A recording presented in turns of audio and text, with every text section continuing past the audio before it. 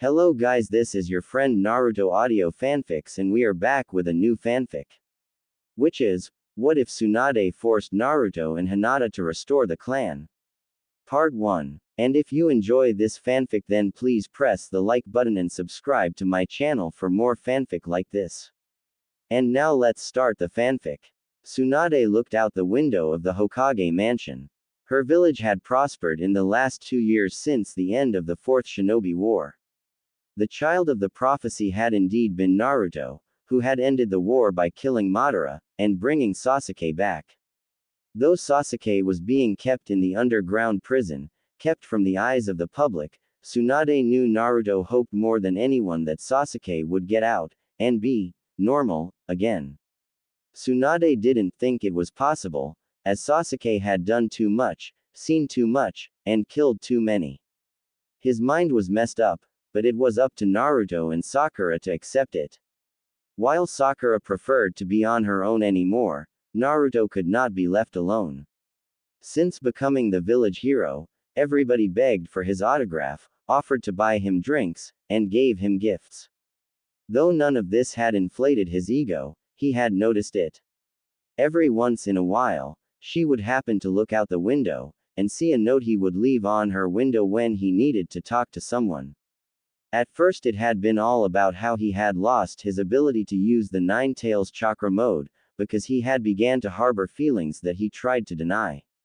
That the villagers really had changed from the murderous people they once were, to going as far as to make things dedicated to him. Books, food named after him, and even kids' toys that looked like him. Tsunade would always offer the best advice she could, but she could never tell how much it helped. As she stared out the window, she spotted another part that had changed since becoming a hero. Naruto was walking by the Hokage mansion, with Karen tagging close by to him, obviously flirting with him. Since the war, Karen had been sworn to the Leaf Village, and became a Leaf Village Kunoichi. Being part of the Anbu had trained her to be stealthy, but in the village, she was just as loud-mouthed as she always was. Tsunade counted down to herself, and when she got to 0, she saw exactly what she always saw in this situation. Some other girl would walk with Naruto, and Hinata would be close in tail, feeling like she wanted to join in and flirt with Naruto. She was always too nervous though. Even on the nights Naruto would need to vent, she couldn't tell him about her. She needed to be more flirty on her own, without Naruto going to her first. The door opened, causing Tsunade to turn around quickly. Ino walked in the room, and shut the door behind her. "What is it, Ino?" Tsunade asked, slightly annoyed that Ino hadn't knocked. "The Sand siblings have arrived. The Cage wishes to speak with you," Ino reported. Tsunade looked at Ino with more annoyance in her face. "Where is Shizune?" she demanded. "Ino was a terrible secretary. You gave her the day off, remember?" Ino asked. As Tsunade thought back, this week had been full of binge drinking while she worked. Wincing slightly at the thought of how unprofessional she was, she made a quick mental note to stop working and drinking at the same time. What was left of her liver would thank her. Oh yeah, I remember. Well, send him in, and knock next time," Tsunade said, slightly embarrassed with herself. "Okay." Ino bowed, and exited. Tsunade had a moment to think about what was going to be said. The Cage had asked for this meeting after hearing about Tsunade passing an act for Naruto, which hadn't been used in a long time. What made him think about getting even slightly involved was beyond her, but she was willing to hear him out. As Gaara walked into the room with Kankuro and Temari, Tsunade took a healthy pull and the bottle of booze she had at her desk. She had to stop doing that, but now was not the time. "Thank you for seeing us," Gaara said as he took a seat. Kankuro and Temari stood behind him. Temari herself looked quite nervous. It was rather funny to see her so nervous about whatever, though she was sure it had to do with Naruto, which was going to probably be the topic of this conversation. "Is this about Naruto? Because, you know, I haven't even talked to him about the Clan Restoration Act 1 passed for him. I'm aware he may not take it, but if he does not want to have multiple wives, then I can trash the act. It's a shame he doesn't know about it. Because the Sand Village hoped to be a part of this. A lot of talking has been done, and we would like to offer Tamari under a political marriage. Gaara informed, and Tamari blushed. Tsunade looked at her quizzically. She didn't think Gaara would force her to this, but maybe something was being hidden here. Tamari, Tsunade called. Tamari snapped out of her trance. She looked at Tsunade and stood at attention. We should talk in private. If you will excuse us, Lord Casecage. Gaara nodded, and stood. He quickly led Konkuro out of the room. After the brothers left, Tsunade activated a soundproof seal in the room. She took another long swig of her booze, and offered Tamari the bottle.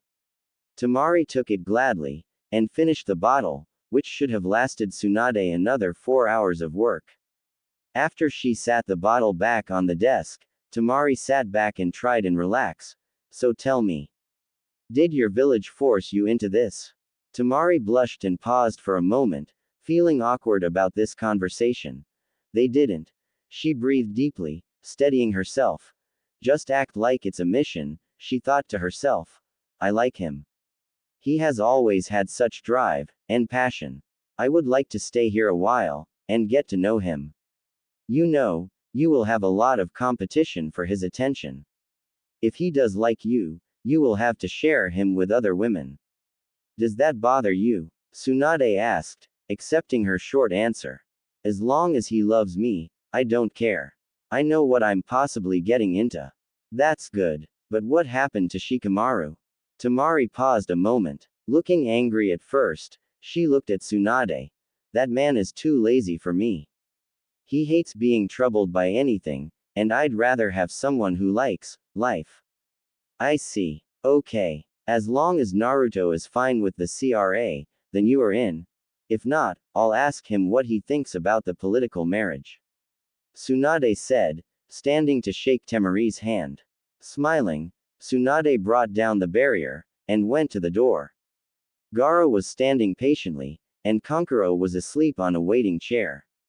Thank you for your time, Lady Tsunade. Tamari said as she bowed. You're welcome. I'll be sure to get back to you as soon as possible. We will be in town for a while. May we get some village passes? Gaara asked. Sure. My secretary will get them for you. Tell her I said it was okay. Tsunade smiled, and headed back into her office. Going to her desk, she took a paper out, and wrote on it quickly. Going to the other side of the room, she took out a messenger bird. Putting the note on its leg, she opened the window. Naruto, she whispered to the bird, and it tweeted happily.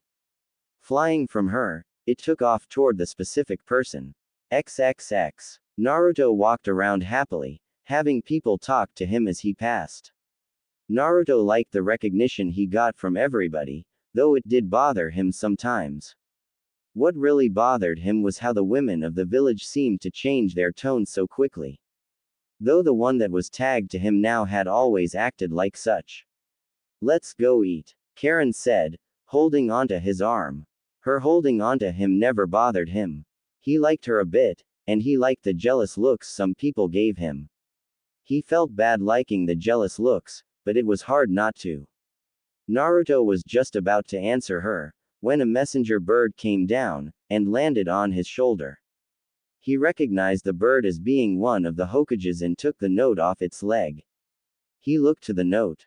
Naruto, rooftop. Now. Tsunade. Naruto sighed, wondering what he did not. He usually only got called there as he did something stupid.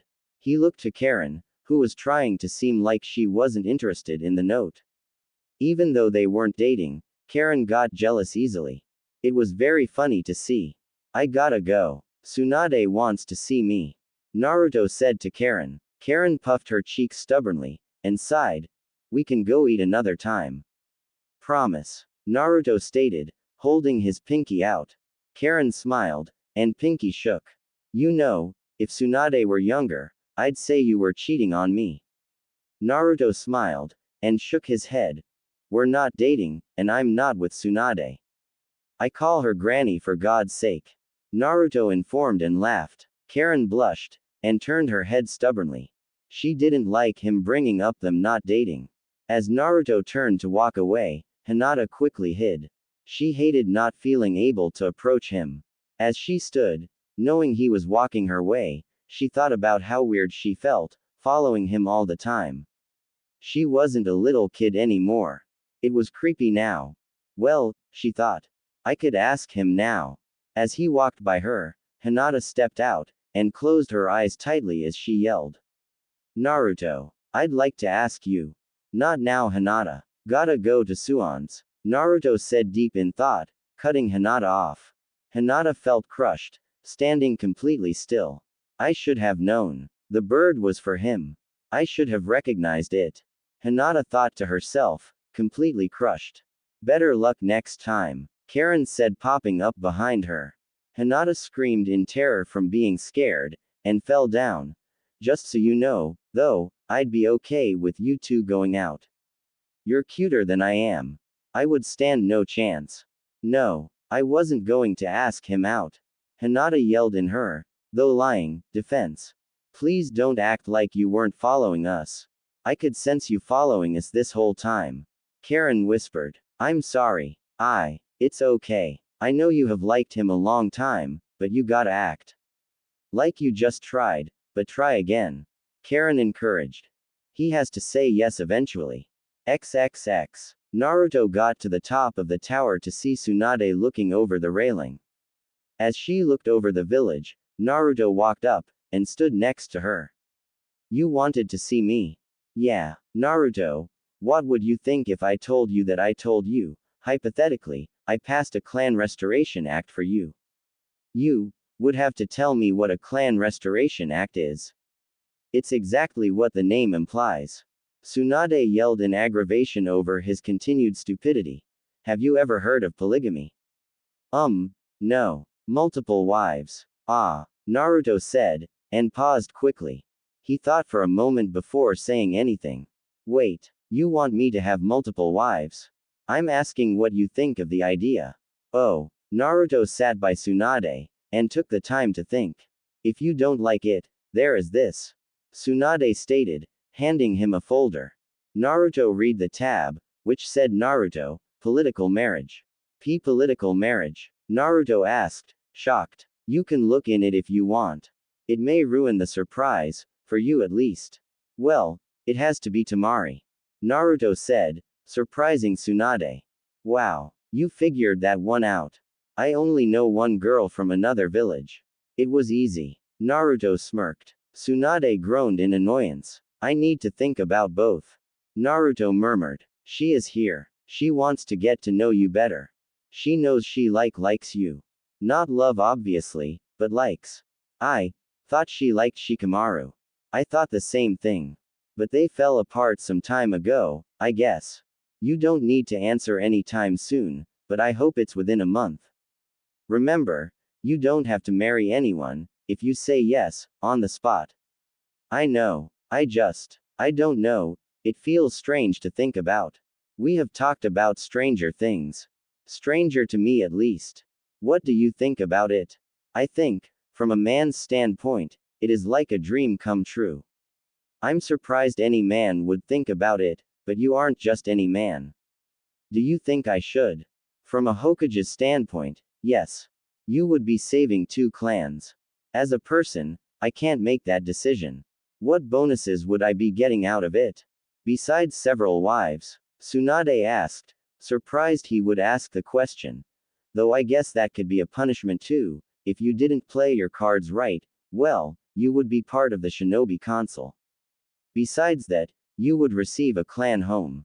I see, and if I just accepted the political marriage? He further questioned. Tsunade was surprised he was covering all grounds with this questioning. He almost sounded like a Hokage getting insight into a situation from his council. You would strengthen the relationship with the Sand Village. Though we already have a strong relationship with them, the people in the village would take it harshly. I really have to ask that you at least accept that. So basically, I have the choice of pleasing one village, or both. Well, in the eyes of some, yes. Tsunade said awkwardly.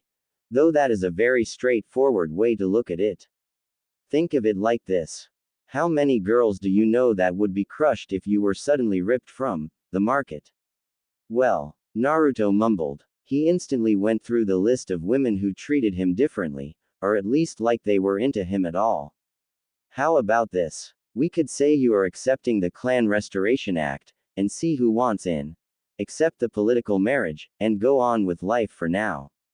Does that sound okay? Just a second, Naruto whispered, and closed his eyes. Tsunade had seen this before. He was going to ask the fox's opinion. XXX. Naruto opened his eyes, and he was in his mind's land. It was a pure white room, with spikes of orange shooting up along the background. Turning, Naruto found the fox, looking at him with a look of boredom. The two looked at each other for a moment before either moved. Being uncaged at this point, the fox suddenly swiped at Naruto, who jumped into the air. Naruto changed into his sage mode just in time to catch the fox's paw, and get swiped into the ground. As Naruto stood, struggling to hold the fox's paw up above him, he yelled to the fox. Can we skip this right now? I want to talk. No training today. The fox grinned slyly as he raised his paw off of Naruto. Laying down again, he watched as Naruto walked up to him, and sit on his paw.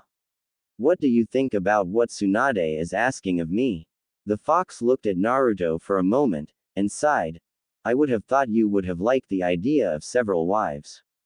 You always surprise me. Well, first, this is your mind. Make something in it so I'm not bored all the time. Naruto sighed, and closed his eyes. He knew what he would make. He just had to do it right. Close your eyes, Naruto commanded. The fox grunted, and did as he was told.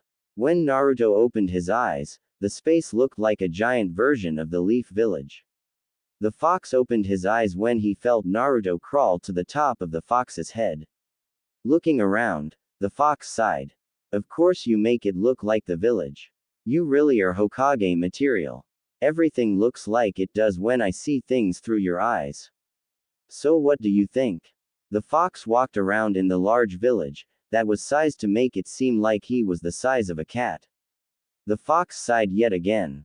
If the fox didn't owe Naruto so much, he would tell him to figure it out on his own, though Naruto was only asking for advice. After the war, Naruto took his time to try and shoulder all of the fox's hate. Though he later took Itachi's advice to share a burden, from when they met a second time during the war. Naruto began letting people into his mind to meet the fox. Anyone close to Naruto met him, and the fox eventually began to open up. I think you should consider it. I look at it like, combine your stamina and power with other people's positives, and you have some great possible ninja. Though the usual family function for you humans may be changed because of it, I say, go for it. I see. I'll leave for now so you can get acquainted with your new home. I could resize it sometimes so it is correctly sized, and you could attack. It could be good training. Okay. Stop by with friends next time. Is that a part of the reason you said go for it? Because you want more people to visit you. That, I want you to be happy, and I could have a future container. The fox said, and smiled when he said the last one. Naruto laughed at first, then jumped down from the fox's head. Thanks for that. It'll be sure to come by soon. Naruto closed his eyes, and exited his mind. XXX. Naruto opened his eyes yet again, and looked to Tsunade. Tsunade stood next to him, and had seen him change to sage mode. She had met the fox before, once while the fox was angry, and once when he was calm. He wanted to fight, she asked. Yeah. He stopped and gave me advice. I made him a copy of the village in my mind. He seemed to like it. That's good. But, what did he say? Kinda what you said, from the Hokage's standpoint. Though, he put it more like how it would affect him kinda. I see. But what do you think? Well, Naruto started, considering his options. I will accept the political marriage. And the CRA. I accept. Naruto had accepted the Clan Restoration Act, which meant that Tsunade had a lot to do. While Naruto was out getting to know Temari, Tsunade was putting together a list of possible people for Naruto to marry. Though she had put it off 2 weeks, wanting to give Naruto a little bit of a head start with Temari so the people of the Sand Village would be happy, she decided it was time to start doing things. She had set up an anonymous sign-up sheet at the door outside the mansion, and left it there for 7 days. In that amount of time, 10 people had signed the list. At first, they had to look at it in amazement.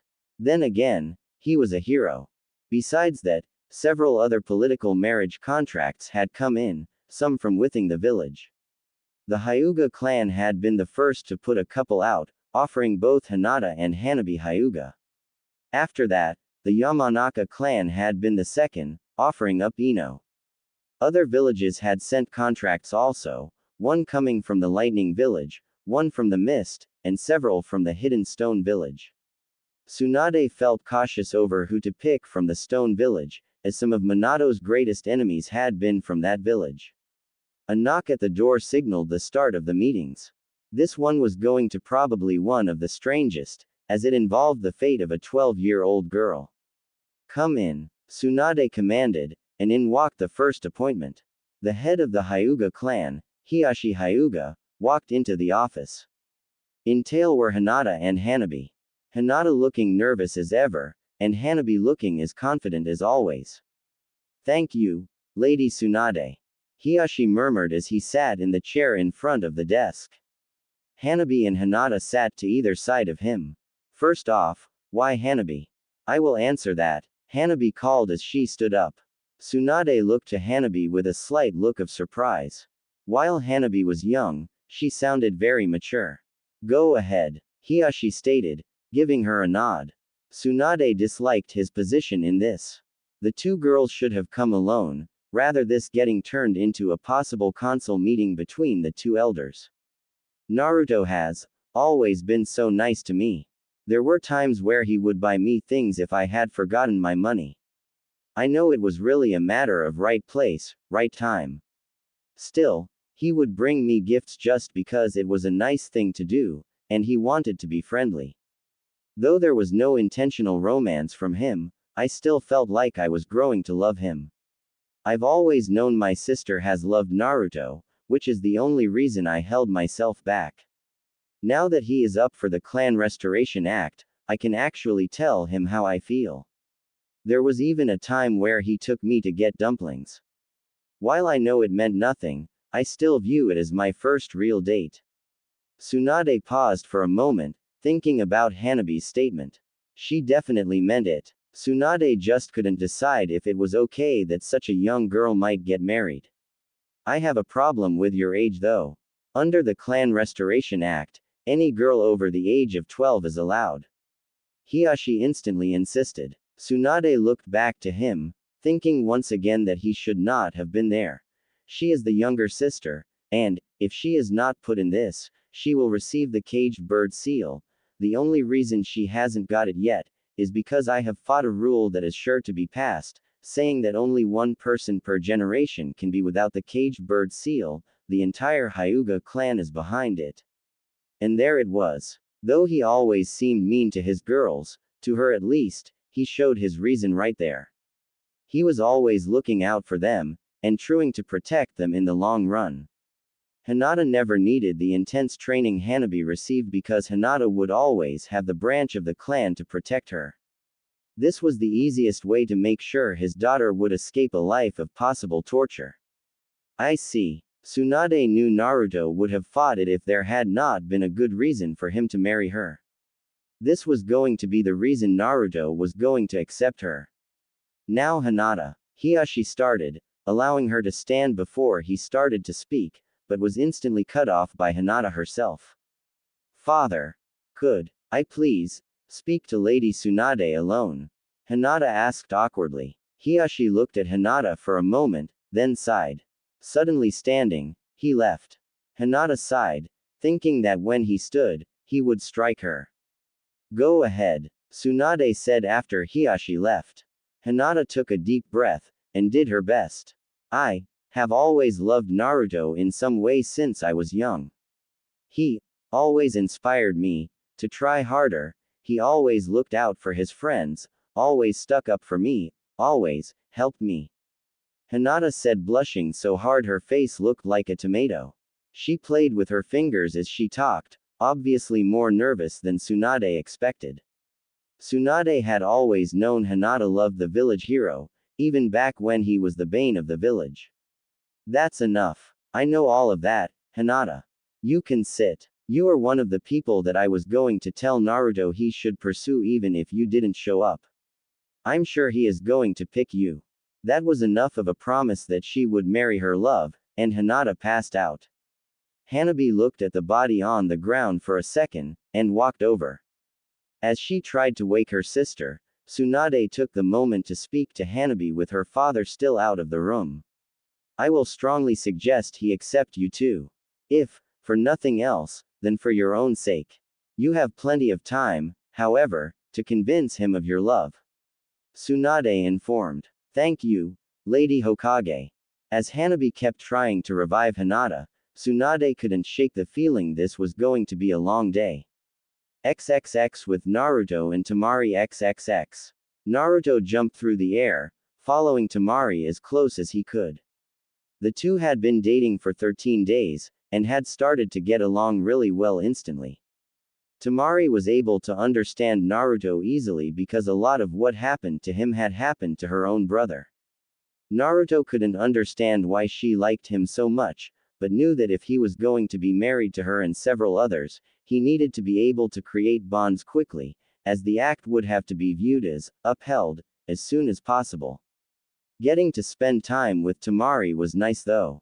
She was willing to eat ramen constantly, just as he liked. Just yesterday, she home cooked him ramen, though she made something else for herself. She had even gotten him to eat vegetables, though it had resulted in some very close contact, which made them both uneasy at first. Now though, they felt at ease around each other. Even though it was just yesterday, they felt closer to each other from that one experience. Today, they were going to get something to eat at the Yakinkyu, the place Choji loved to eat at, and Temari said she had a surprise for Naruto. Naruto didn't pry, as he wanted the surprise to remain a surprise. The two landed on the ground in front of the BBQ place, and walked inside. A waitress almost instantly took them to a seat, and got them their drinks, and took their order. As they waited for them to start the small grill they could cook their own food on, and bring the meat, they took the time to talk. So, do you think you are ready for the surprise? Temari asked, looking at him happily. Yeah, I'm ready for anything, Naruto shouted excitedly. Temari smiled happily, with a small piece of a sneaky look on her face. We will just have to wait and see about that. Just wait and see. The waitress brought them their food, and the two began to speak again. Though they kept an eye on their food, the two were excited to talk. So, why did you want to be part of a political marriage?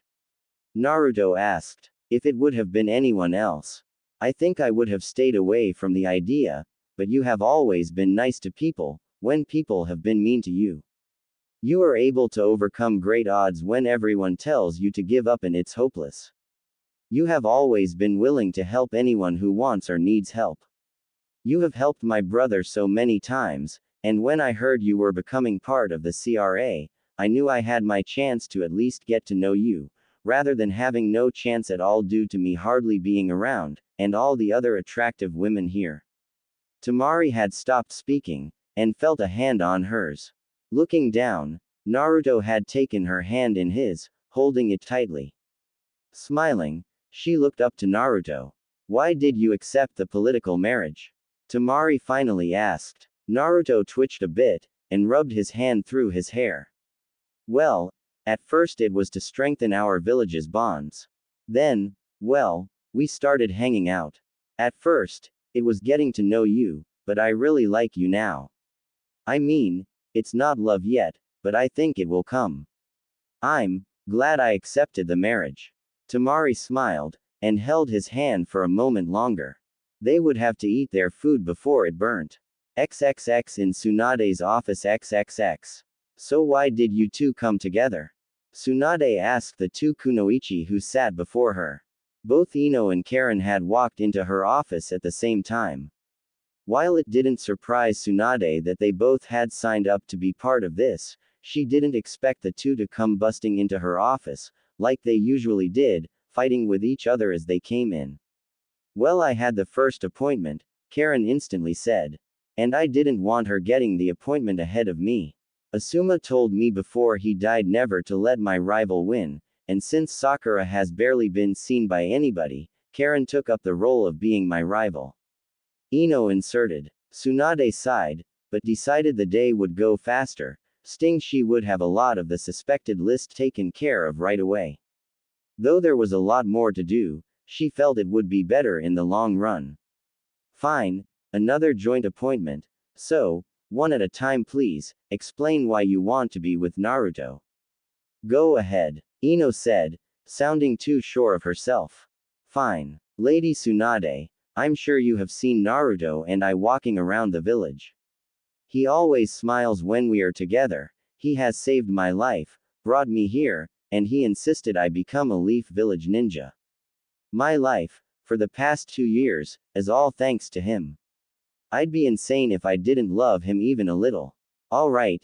And Ino, I always used to be a Sasuke fangirl. I'm aware of what that did to my friendships with other people, and what it did to my life as a whole. Though Naruto never treated me differently for the way I acted. Hell, he even ran errands for me if I asked. We went out before also. When he brought Sasuke back, I stayed away from Sasuke because I had made up my mind. Naruto was definitely better for me anyway. And you don't mind sharing? Well, not really. Except with her. Karen yelled, pointing to Ino. Ino instantly stood up, getting in Karen's face. Like you're going to get a chance. Ino yelled. You think you will? He will be too busy with me. Says you. This is getting annoying. I should just recommend one or the other. Tsunade thought to herself. Unable to control her mind, she remembered all the trouble Naruto had given her over the years. Calling her granny in front of anybody, no matter how important the person was. Giving her more gray hairs than nature could in 10 years. He was a constant pain in her side through the years. Though he was tied with troubles he had given her with times he had saved her. Maybe a little payback would be okay. Okay. Thank you. I will definitely put you both down as important people to consider. Tsunade interrupted them. Not wanting this meeting to come to a fist fight, she was quick to end it. Standing, she quickly moved, and though laughing, shoved them out the door as fast as possible. Alright, maybe the worst is over. XXX with Naruto XXX. Naruto and Temari had finished eating, and got their check. As they walked out, Temari took Naruto's hand in hers. The two smiled, Temari realizing that if she wanted to live happily, she needed to try her hardest, and Naruto realized having someone like Temari around was changing his life for the better. Gotta close your eyes till we get to the secret place. Temari whispered into his ear. Oh, okay, Naruto said excitedly, and closed his eyes tightly. Temari smiled happily as she led her husband-to-be through the village. There were quite a few people who looked at the two, several smiling at the couple walking along.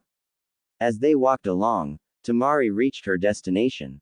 The Konoha Hot Springs. You can open your eyes. Temari whispered. Naruto opened them, and looked at where they were. Blushing instantly, he looked to Temari, who smiled brightly at him. She stood on her tiptoes, and kissed him on the lips. Here, he stammered. Is it okay? Or would you rather go some other place? She asked instantly. Here is fine. You know there is a divider, right? Not in the couple's rooms. Oh, Naruto whispered, blushing more. Can we go in? Yeah, Temari said, smiling brightly. Walking inside, the two went to the front desk, and Temari was the one who spoke, as Naruto seemed very nervous. Temari, though, seemed very sure of herself. We would like a couple's room. Are you Temari? I've heard about you. Congratulations on getting engaged to the village's hero. You gotta treat him well. The girl at the front desk said after Tamari ordered. The desk girl grabbed the key to one of the rooms after she finished speaking.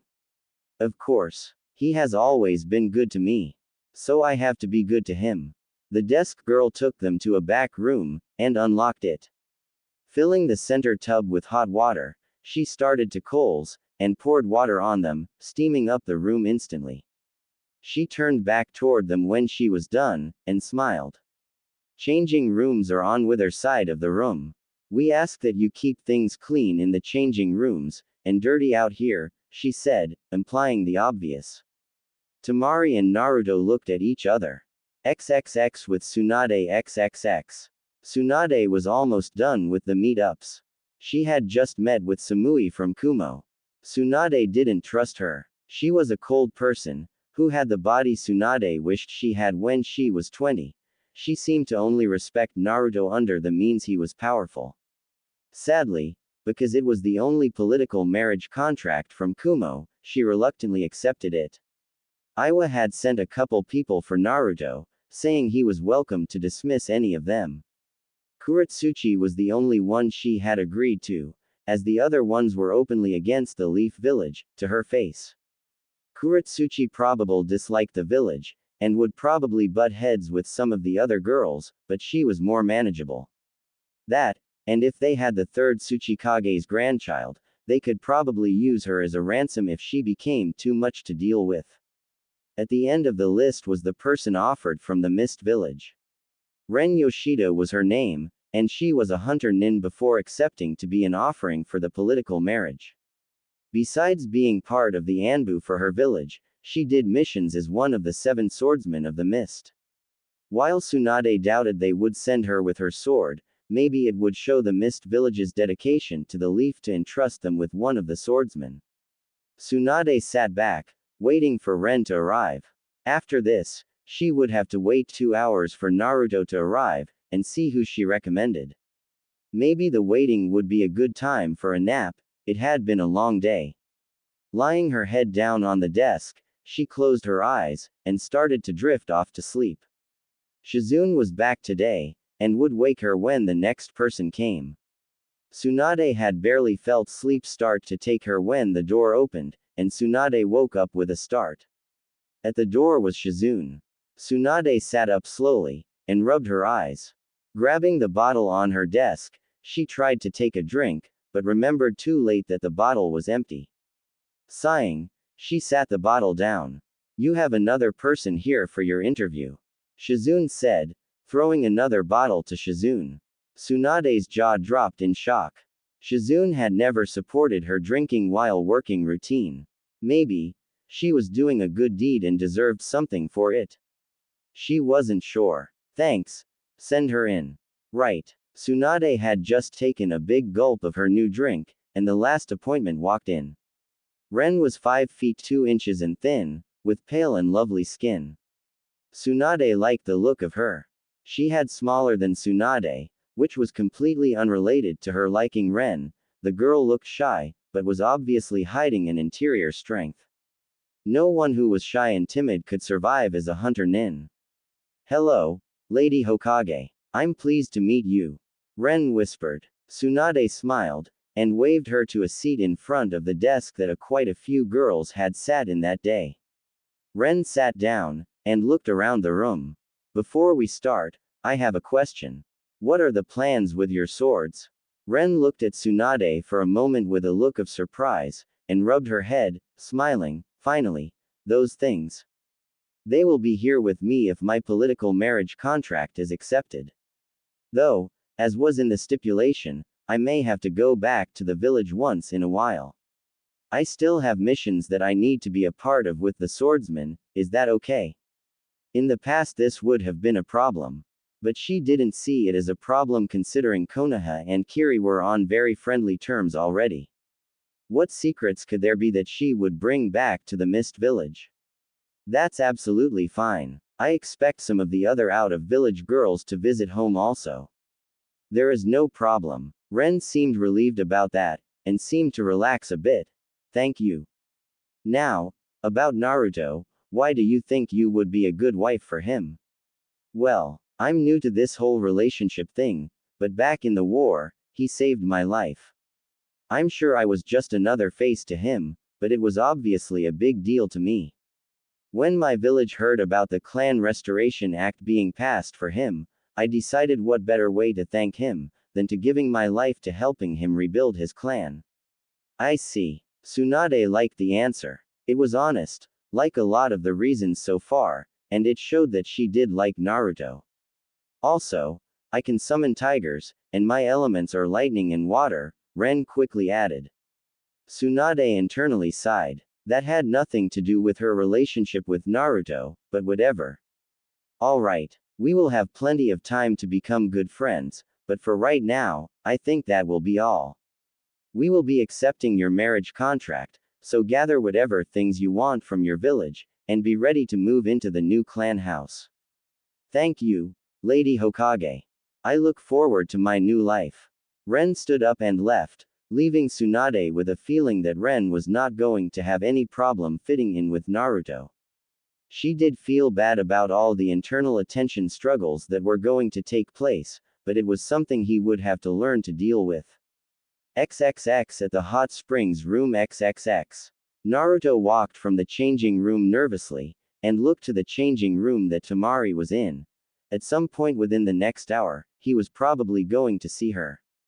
While the thought did excite him, he was nervous. For the first time, he was actually thinking about how he looked. Before he had time to run back in the changing room, and make sure he had done everything possible to look good, the door to the changing room opened. Temari had her hair down, which was something Naruto had never seen. He wasn't sure, but he would. Temari, who was completely under the white towel she wore, stepped out of the room. Naruto gulped as she walked to the tub in the center of the room, and getting in with her towel on. Naruto was a little crushed she didn't drop the towel, but internally scolded himself for hoping to see her. Trying to get his mind off of it, he poured more water so the room would steam up.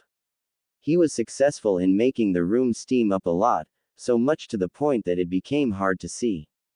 Fumbling his way around, he made it to the hot spring water tub in the center of the room, and got in with Temari.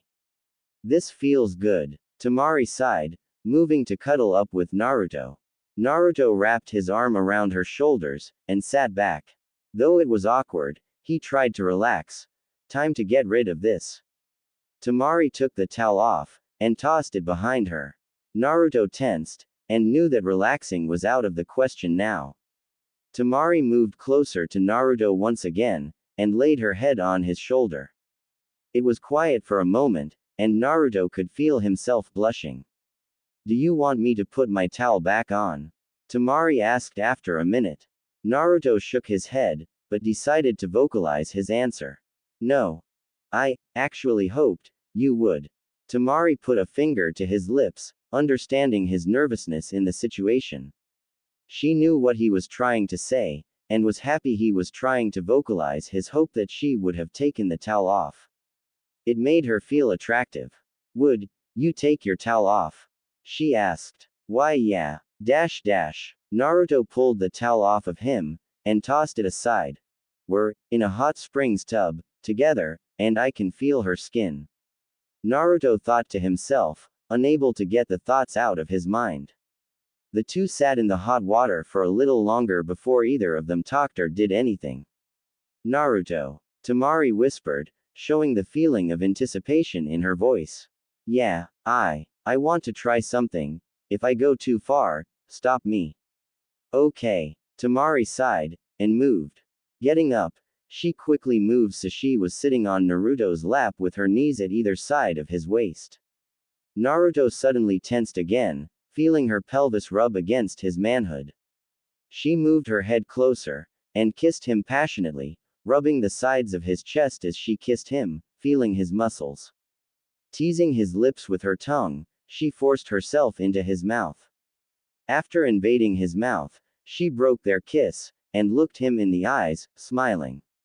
Do you want me to stop? No. Naruto said, being able to move his head now, and see the bear that were in his face. You sure? We could stop at any time. She whispered seductively as she pushed her in his face, gently rubbing her soft flesh against his cheeks. As she did so, she could feel him getting more and more excited underwater. Don't stop. Okay. Tamari reached underwater and grabbed Naruto's manhood. Naruto gasped loudly and seemed to give completely in the moment her fingers touched him. Using her other hand, she moved his hand to her, giving him permission to do whatever he wanted. Want to stop now? She asked, still rubbing his hard member. Naruto tried to speak, but could only shake his head. Okay. Naruto got the sudden drive and began to play with her womanhood. Tamari jumped at the sudden movement, but settled as his touches got more loving. With his hand, Naruto found where his member would go if it got that far, which was a relief to him. He hated being clueless, and this would help if it got that far. As he continued to search, he found a small mound of flesh he could only assume was her, because when he found it, Tamari moaned loudly and shook in pleasure. Right there. Tamari moaned, speeding up with her hand on his. Naruto groaned as he tried to keep up, yet tried to be careful not to hurt her. Wanting to try something else, Naruto slipped one of Tamari's in his mouth, and played with it with his tongue. That feels so good, Naruto. Naruto wanted to continue, but he had to stop. He felt his loins starting to tighten, and had to warn her. Tamari, I'm going to come. The moment he said that, she moved her hand away, and backed away from him, causing Naruto to groan in slight annoyance. He was almost there, and she left him twitching. Do you want to stop? Tamari asked again. This is the final time I'm going to ask. I don't want to stop. I hoped you would say that. How do you want to take me? Naruto felt himself blush more. It was strange for him to blush and be nervous, where he was usually a loud mouth, but this was all very new to him. The question was so unexpected. The way she said it made him feel dizzy. She walked to him, and made him stand. The two shared a passionate kiss before Tamari spoke again. Can't speak. I'll make the decision for you then. She pulled him with her to the edge of the bath, and she laid on the ground by it, letting her legs and butt remain over the edge, and she pulled Naruto toward her. Wrapping her legs around Naruto, she forced him closer, causing Naruto's manhood to rub against her. Tamari pulled him down to kiss him one more time before she was his. Go ahead. Take it slow at first, please. Naruto stood up in the bath, and Tamari put her legs on his shoulders. Naruto positioned himself awkwardly at first, but was eventually ready. He nervously slid into her, feeling her tightness. Tamari shook slightly, feeling him going into her. Naruto eased up as he broke her hymen, feeling her tense up and close her eyes tightly. Not knowing what was going on, he freaked out. I'm so sorry, he quickly shouted, not moving at all. It's okay. I'll be fine. Leaning down, after moving her legs, Naruto kissed her again. Tamari hugged him tightly at first, and slowly let him go. I'm okay. Go ahead. Naruto nodded, and slowly started moving. Naruto's mind seemed to cloud over as pleasure rushed through him. Tamari moaned as Naruto gained confidence and started moving faster. Naruto, I'm so happy I'm yours. Tamari moaned as she rubbed her hands on Naruto's wet chest. Naruto moved her legs back to his shoulders, feeling her soft legs as he pounded into her. Naruto couldn't get enough of the feeling of her soft skin. Moving his hands down her legs, he gripped her butt tightly, causing Tamari to squeak in surprise. Naruto hadn't been moving long before he felt the same tightness that he felt before, though. Tamari. Naruto moaned slightly, the look on his face giving it away. If she hadn't teased him so much earlier, she would have insisted it was too quick. Moving her legs, she pulled him more on top of her, shoving his face in her. Go ahead, inside of me, she said between moans. Naruto nodded, and twitched as he started to come, shooting his load into her, making her moan. God. I can feel it. It feels so good. When Naruto finished, he laid on top of her, feeling too tired to move. Tamari sat up, making Naruto fall back into the bath. Quickly reacting, he sat on a seat in the tub, and laid his head back. Temari lowered herself into the water, and settled down by Naruto. She laid her head on his shoulder, and relaxed in the water. End. Sorry if I was bad. Naruto mumbled, and ran his hands through his hair. Sorry if I was, but you have to practice so the other wives you will have don't complain, but I never will. Thanks Temari, but we're going to be in this together. Do you mean they are my wives too? She said, sounding falsely excited. Naruto laughed at the idea. You know what I meant. Naruto laughed. Do we split the wives 50-50 at night? You're awful. Naruto smirked. The both of them laughed in the tub, feeling less awkward together than ever before. XXX at the Hokage mansion, hours later XXX. Naruto came up the steps to the roof of Hokage mansion, and saw Tsunade standing at the top. She looked over her shoulder to him, and smiled. Naruto walked over before saying anything. How did today go? Naruto asked, leaning over the rail to look over the village. He heard Tsunade sigh. It was okay. Hinata showed up with her father, and Hanabi. Why was Hanabi there? Naruto asked. When Tsunade didn't answer, he looked shocked. The Hyuga clan is trying to pass a clan law that only one person in a generation may go without the caged bird seal. Hanabi would receive it if she doesn't marry you. That, and she seems rather infatuated with you. I was surprised by her statements. I strongly recommend both of them. Okay, why not? But Hinata was there. She wants in this too. She has loved you for a long time. I know that is falling on deaf ears, but talk to her about it. Okay, who else? Ino and Karen came at the same time. I recommend you accept them both. Ino actually has an in-village political marriage contract to back her. You don't have to accept her if you don't want though. I might as well. Karen and her are best friends, and I would hate for their relationship to be strained because I didn't accept one of them. Alright. Then Samui from Kumo came. She seems cold, but we have a decent relationship with her village, and you should accept the political marriage to keep it that way. Right. I remember her. She made her friends stop beating me up when I said they could beat me in place of Sasuke, and I saved her butt when she was trapped in that jar thing Madara had. Yeah. Then there was Kuratsuchi. She seems less hateful of our village than the others from her village did. You should accept her too, but watch yourself around her. I know the other girls will watch your back, but you should make sure she feels welcome. Okay, and, is there another? Yeah, there was Ren Yoshida. She is a swordsman of the mist. She says you saved her during the war. Maybe I will remember her when I see her. Maybe. She said she decided you could have her as a wife, saying you saved her. And I should marry her too, right? Yup. Okay. So then, that's 8. If you were anybody else, that would be a problem. You have the stamina for it though. Tsunade said, sounding uninterested. So how was the date with Temari? When Naruto didn't answer, she glanced at him. He was blushing, and trying to look away from her. She sighed, and shook her head. She was silent for a moment, before she started laughing. So Temari has you practicing. I don't know if I should count that as helping, or staking her claims. Well, I'll start meeting up with them. I recommend taking Hinata out first. You two have a lot to talk about. Okay, tomorrow. Hinata waited patiently at the gates of the Hyuga compound, looking around for her date. She was nervous enough that she was blushing and feeling like she would pass out, yet she held strong from the excitement that she was about to go on a date with Naruto. It was a dream she had for years, and it was finally being realized. Her father stood by her, wishing to speak with him before they left. Down the street, Naruto was walking along. Though he was tired from having to get up to meet Hiyashi's insane wish of him getting there around 8 in the morning, Naruto decided to go to sleep early, so he could make the clan head happy.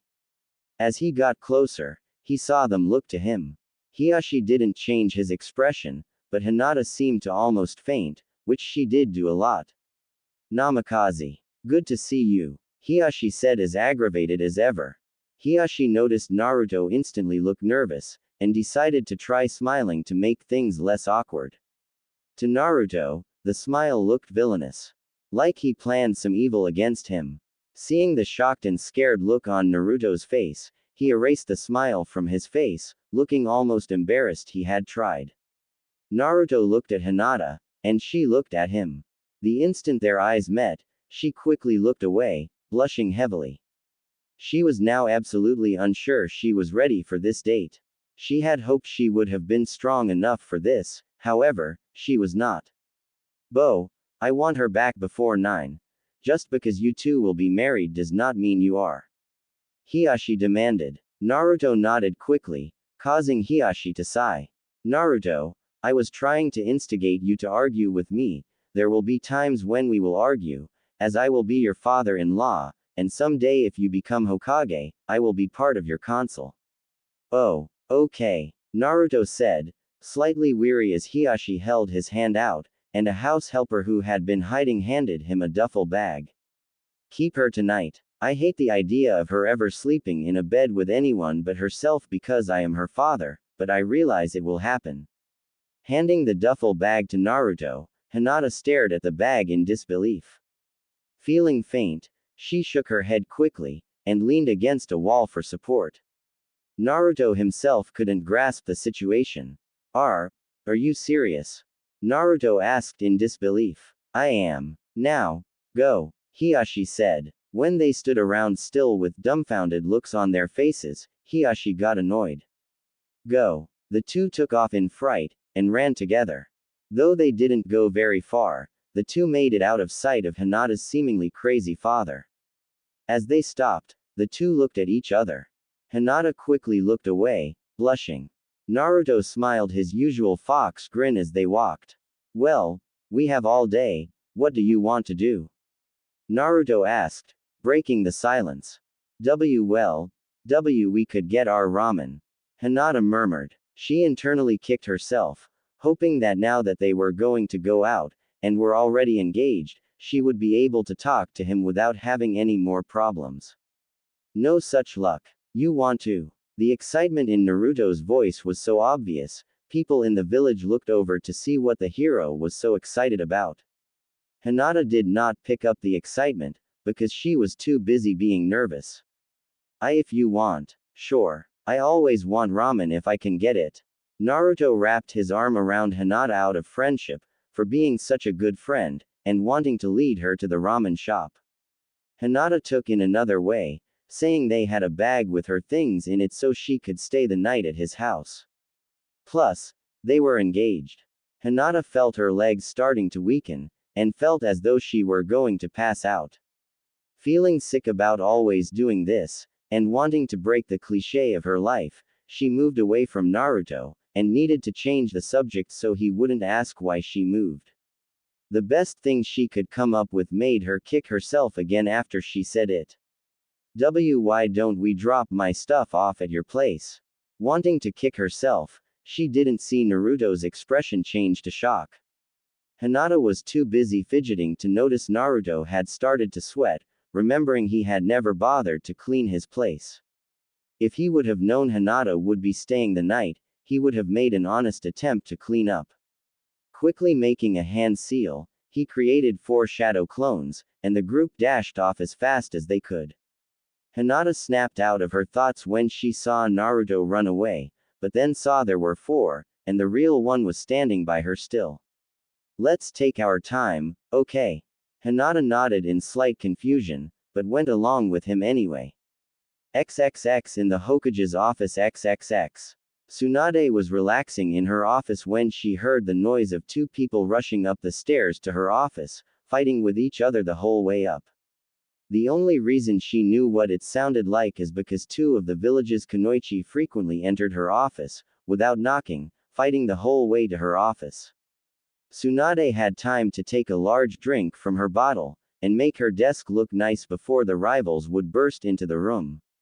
Screaming and smacking at each other, Karen and Ino entered the office, and rushed the desk. Tsunade sat with perfect posture and a perfect amount of restraint from yelling at them. Sooner or later, they would ask Tsunade who was right. Both were usually wrong. Lady Hokage, I would like to see the list of people Naruto accepted, because I wish to congratulate them. Ino yelled. Liar. Most honorable Lady Hokage, I would like to see the list so I may congratulate my soon-to-be new rivals. Karen yelled at Ino, then calmly said to Tsunade. Sometimes, the two really came up with weird things. Tsunade was supposed to give them a list of the other girls, just to make sure they could meet them and attempt to get off on the right foot. Tsunade decided to just have some fun with them before handing out a part of their future to them. Sorry girls, but you have to be a part of the planned wives in order to actually see the lists before the wedding. Tsunade sighed. Though they were on the list, she wanted to see how mad they would get if they thought they had been rejected. That bastard, Karen yelled. I mean, I can understand why he wouldn't pick Ino, but me. I have been close to him ever since the end of the war. I helped him get over his war-created depression. You can understand why he wouldn't pick me. I helped him deal with his sadness over the imprisonment of his best friend. Ino yelled back at her friend. Girls, Tsunade said, trying to get their attention. Well, I would at least be a better lover in bed. Karen yelled back. I would eat ramen every day for him. Ino hollered. I would do that, and wear orange for him. I would do all that, and give him more kids than you ever could. I would give him 20 kids. I would rebuild his clan by myself. Girls, Tsunade yelled. Karen and Ino instantly jumped in shock, seeing Tsunade, standing now, holding 2 scrolls for them. The two blushed, and took them without meeting Tsunade's glare. Opening them, the two looked at the list of girls, and saw their names were on it. Instantly screaming with happiness and hugging each other, Tsunade sighed, and sat down. Amidst their happiness, they heard a soft knocking at the door. Tsunade glared at the two, wishing they would knock, and called to the person to enter. As the door opened, the 3 in the room saw it was Tamari. Tsunade smiled, and waved her to come in. She looked at the 3 with slight confusion, and entered the room. Walking to the desk, past Ino and Karen, she looked to Tsunade. You asked for me to come here. Yeah, I wanted to give you this. It's a list of the other girls who are also going to be wives of Naruto. Saying you were the first to actually be accepted, I wanted to give yours first, out of respect. These two decided to come first, though. Tamari looked at the two, and smiled at them. Karen and Ino looked suspiciously at Tamari, and looked back at each other, giving Tamari a feeling of concern for her safety. The two began to whisper with each other, seemed to argue in whispers, and finally went back to normal whispers. The two suddenly faced her, smiling, and spoke. Good news. We have decided we don't mind sharing Naruto with you. Karen said. Considering I had first dibs on Naruto, I'm not too concerned with that. You what? Ino yelled. You didn't hear what Tsunade just said. I was the first person accepted. Even right now, I think he is on a date with Hinata. Tamari stated. She didn't want to start it off with them thinking she was a bitch, but they started it. Karen shook off the shock, and went on. Well, I hope you accept us in this group then, as it will make things easier, but I wanted to ask if you would join Ino and I on a mission to meet whoever is on this list, as long as they are in the village. Sure. Got nothing else to do, and it would give us a chance to get to know each other. Maybe we should just form a group, and hang out. Sounds like a good idea. Karen said, and opened the scroll. Let's see, there is you. Hinata. Me. Ino. Wait. Hanabi. Ino and Karen quickly looked at Tsunade, who simply stared at them. Tamari looked confused between them, and finally had to ask what was wrong. Do you guys not like her or something? Tamari asked. Ino and Karen quickly turned to her, and realized she didn't know a lot of people in the village. She is 12. She is Hinata's younger sister. Ino yelled. Tamari instantly looked at Tsunade like she was a sick person. Tsunade began to laugh at the looks she was getting. Hiyashi demanded she be part of it to escape a new law. I assure you that I didn't want her in it, and Hiashi fought to get her in it. She actually seems to have a bit of a crush on Naruto, and I doubt he is going to do anything with her until she is older. Tsunade explained. The three had nothing to add to the complaint, saying the argument made sense, and saying they would be married to Naruto as well, they could keep an eye on him. Alright, let's go, Ino said happily. She didn't think at first being engaged to Naruto would have made her this happy, but she felt bubbly now, and didn't want to lose the feeling. Yeah, Karen said nonchalantly, trying to hide her own excitement. As the duo turned to leave, Temari followed. Waving over her back to the Hokage, Tsunade smiled. Even though she was sure this was going to cause problems, she didn't care. They were happy. XXX at Naruto's apartment XXX. The clones had finally finished cleaning the apartment to the best of their ability by the time Naruto and Hinata arrived at the apartment. Though it was still dusty and it smelled of bad food, Hinata didn't seem to care. She went into the apartment nervously, and sat at a chair. As she looked around, Naruto took the vibes she was radiating as shock the place sucked. I'm sorry it's not the dream apartment, but it leave me with a lot of extra money I have been saving up since my first mission. I do plan on having a house by the time we're married, but this is what I have right now.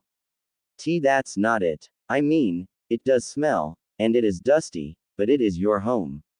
I never thought that I would be here, or be spending the night. Naruto understood what it was she was feeling, but he didn't feel like he had been around her enough to really recognize it. He took in the moment, and decided to move on. So, you want the bed tonight? No, I couldn't. It's your bed. But, Naruto murmured, looking around the room. It was this, a bathroom, and a bedroom. There was no couch. The floor was not comfy, and it got really cold at night.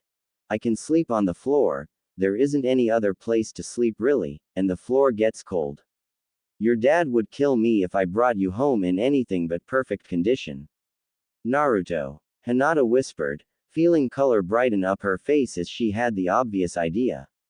She felt really scared to say it, but it had to be said. We will be married, we could share the BB bed. Naruto felt like an idiot for not thinking of it first, and making her say something she was obviously too nervous to say without feeling weird. Slapping his forehead, he laughed. Duh, Naruto. Of course. We should sleep together. Naruto said as he grinned. We could keep each other warm. Hinata's face reddened again. The way he said it made her think perverted thoughts. Though she didn't have a vast knowledge of, she knew enough about it from overhearing people talking, seeing accidental pictures, and her good old imagination. Though she hated thinking of things like that at such bad times, being around Naruto brought out the worst of her in the best of ways. Hinata fought to keep her mind off of it, but it made her feel like she would pass out. Not wanting to pass out after only 10 minutes of being in his home, she quickly pushed the thoughts out of her mind. Naruto looked at her with a confused look on his face, and got close to her face, and she felt his breath on her cheeks, making her feel like she would pass out again. Everything alright, Hina? Oh, God, she thought, he just used a pet name for me. I think I am going to pass out. The thoughts earlier, him being too close now, and pet names. I'm gonna. As she was about to pass out, Naruto quickly remembered why they were there. Oh, yeah, your stuff. Naruto yelled, and quickly rushed her things into his room, throwing them on the bed. Coming back out, Hinata had her hand on her chest, and was taking deep breaths. Internally, she was thinking of how long, fun, and almost magical this day was going to be. XXX with the future wives XXX. Ino and Karen walked ahead of Temari by a few paces. Not because they were trying to keep her out, but because she wanted to think to herself. She liked them, that wasn't the problem. They seemed to argue a lot, and that worried her a lot. Everything alright back there? Karen called. Temari snapped out of her thoughts, and looked up to see Karen and Ino looking at her with confused looks on their faces. Temari blushed in embarrassment, and nodded. Yeah, just Thinking. Tamari stated. What about? Karen asked. Tell us. Ino insisted, in a happy way. Well, I'm worried. You two seem to fight a lot. I just don't want it to cause problems later, that's what I'm worried about. Tamari said, feeling like she may have just insulted them. The two began laughing before she could say anything else. Tamari looked confused, and the two put their arms around her for support. You don't have to worry about that. We're basically sisters, we argue all the time because it's just what we do. We don't do it because we want to be mean or anything. We do it because we love each other. We both have laughs about it later, and we are aware we are a bit silly in our arguments. Karen reassured. Tamari still seemed a little tense. Hang out with us for a while and you will understand. Ino included. Tamari nodded, and continued on. So who are we getting first? Tamari asked. Karen and Ino grabbed their scrolls, and looked through. Each seemed to find their own choice, and instantly called out a name.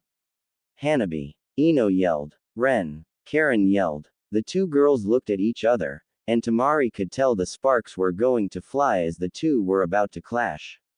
Ren is from another village, and it would be a good welcome. The scroll says she may be in the village. It's not for sure. If we get Hanabi now, we can set ground rules. She is young, and needs to know it. What do you think? The both of them asked, quickly turning toward Tamari. Tamari jumped slightly in surprise, and looked away for a moment. Well, maybe we should go get Hanabi first, saying we know she is in the village. Tamari answered. Ino jumped with joy as Karen lowered her head and sighed. You win this time, Ino. Karen said laughing. Ino smiled, and nodded. The two laughed, and hugged. Tamari could hardly believe it. Then again, until not long ago, Tamari never had any loving people in her life. Gaara had just started to really show that he cared, and Kankuro had always been withdrawn. Maybe this marriage thing would give her what she missed in life. They could be her sisters through marriage, she would just have to try to get along with them for now until she got closer to them. Tamari looks sad. Ino shouted. Tamari looked up to see Ino pointing at her. Karen looked over, and the two rushed her. What's wrong? Karen asked as they got to her. It's nice to see that you guys get along so well. I never had that kind of relationship with anyone. Tamari said. After saying it, she kicked herself. It sounded weak, and she hated sounding weak. You're going to have sisters soon. We will all eventually be close. Ino smiled. Wait. We're going to be sisters. I wondered if it was going to be that, or wives. I really didn't want to be married to you. Karen said and stuck her tongue out. Don't worry, Ino said reaching up, and pinching Karen's tongue hard. I feel the same way. Tamari smiled at the two messing around again, and wanted to join in. She knew she would just make it awkward, or feel awkward, so she decided to wait. XXX with Naruto and Hinata XXX. Naruto and Hinata were out of his apartment, and were on their way to eat. As they walked through the village, Hinata kept getting the feeling they were being watched. Though she looked around, she could never find anyone looking directly at them, nor could she see anyone on the rooftops. As she continued to get the feeling of being watched, she decided to use her Byakugan to look for anyone who could have been watching them. Atop one of the buildings to her left, there was someone who was following them. Naruto, there is someone following us, she murmured. Naruto looked at her and smiled. It's okay, Hinata. It's just Jugo. As soon as Naruto finished saying his name, the man himself appeared in front of them in a kneeling position. It had freaked Hinata out how fast he had moved, yet it didn't seem to bother Naruto at all, who seemed happy to see him. Jugo looked up from his respectful kneeling position, and stared at Naruto. You called, Naruto? He asked. No, you were just scaring Hinata. I know you feel like you have to follow me, but at least put a little more distance between us. Naruto answered. Jugo thought for a moment, and nodded. If it would please you. After Naruto brought Sasuke back to the village, the others from Sasuke's group had went their separate ways, all moving on with their lives. While Suigetsu went back to the Mist Village to realize his dream of bringing the seven swordsmen back, Jugo had never had dreams. He always felt like he was a danger to everyone around him, and Sasuke was the only one who used to be able to control him. After Naruto had beaten Sasuke, Jugo decided that Naruto was more fit for his controller, and went with Naruto to the Leaf Village. Though Jugo's curse marks were sealed, they were still able to act up if Jugo got angry enough. Thank you, Jugo. As Jugo disappeared, Naruto turned to Hinata, and smiled. Is that better? Yes, thank you. I'm sorry I didn't mention it before. When I went out with Tamari a couple days ago, she didn't mind Jugo at all. I guess I really should introduce him to all of you first, huh? It did bother Hinata that Naruto would bring up one of the other girls while they were out, but she knew there was no helping it. Soon, Naruto would be married to 8 women, and there was nothing she could do but be happy she was one of them. The fact that almost everyone in the marriage was someone she knew, and the ones she did know all knew about her long-time crush on Naruto. It's funny, actually, Naruto continued, at first, Tamari actually thought that Jugo was you. She yelled out the window for you to join us, but when Jugo appeared, she almost fell. It made Hinata very happy to know that Tamari had been willing to let her join them, and sad that she hadn't been around to actually do so. Hinata didn't know a lot about Tamari, but it did seem like Tamari was willing to get along with her. So, what do you want to do after we eat? Hinata asked, looking back at the ground. Well, we could, I don't know, shop.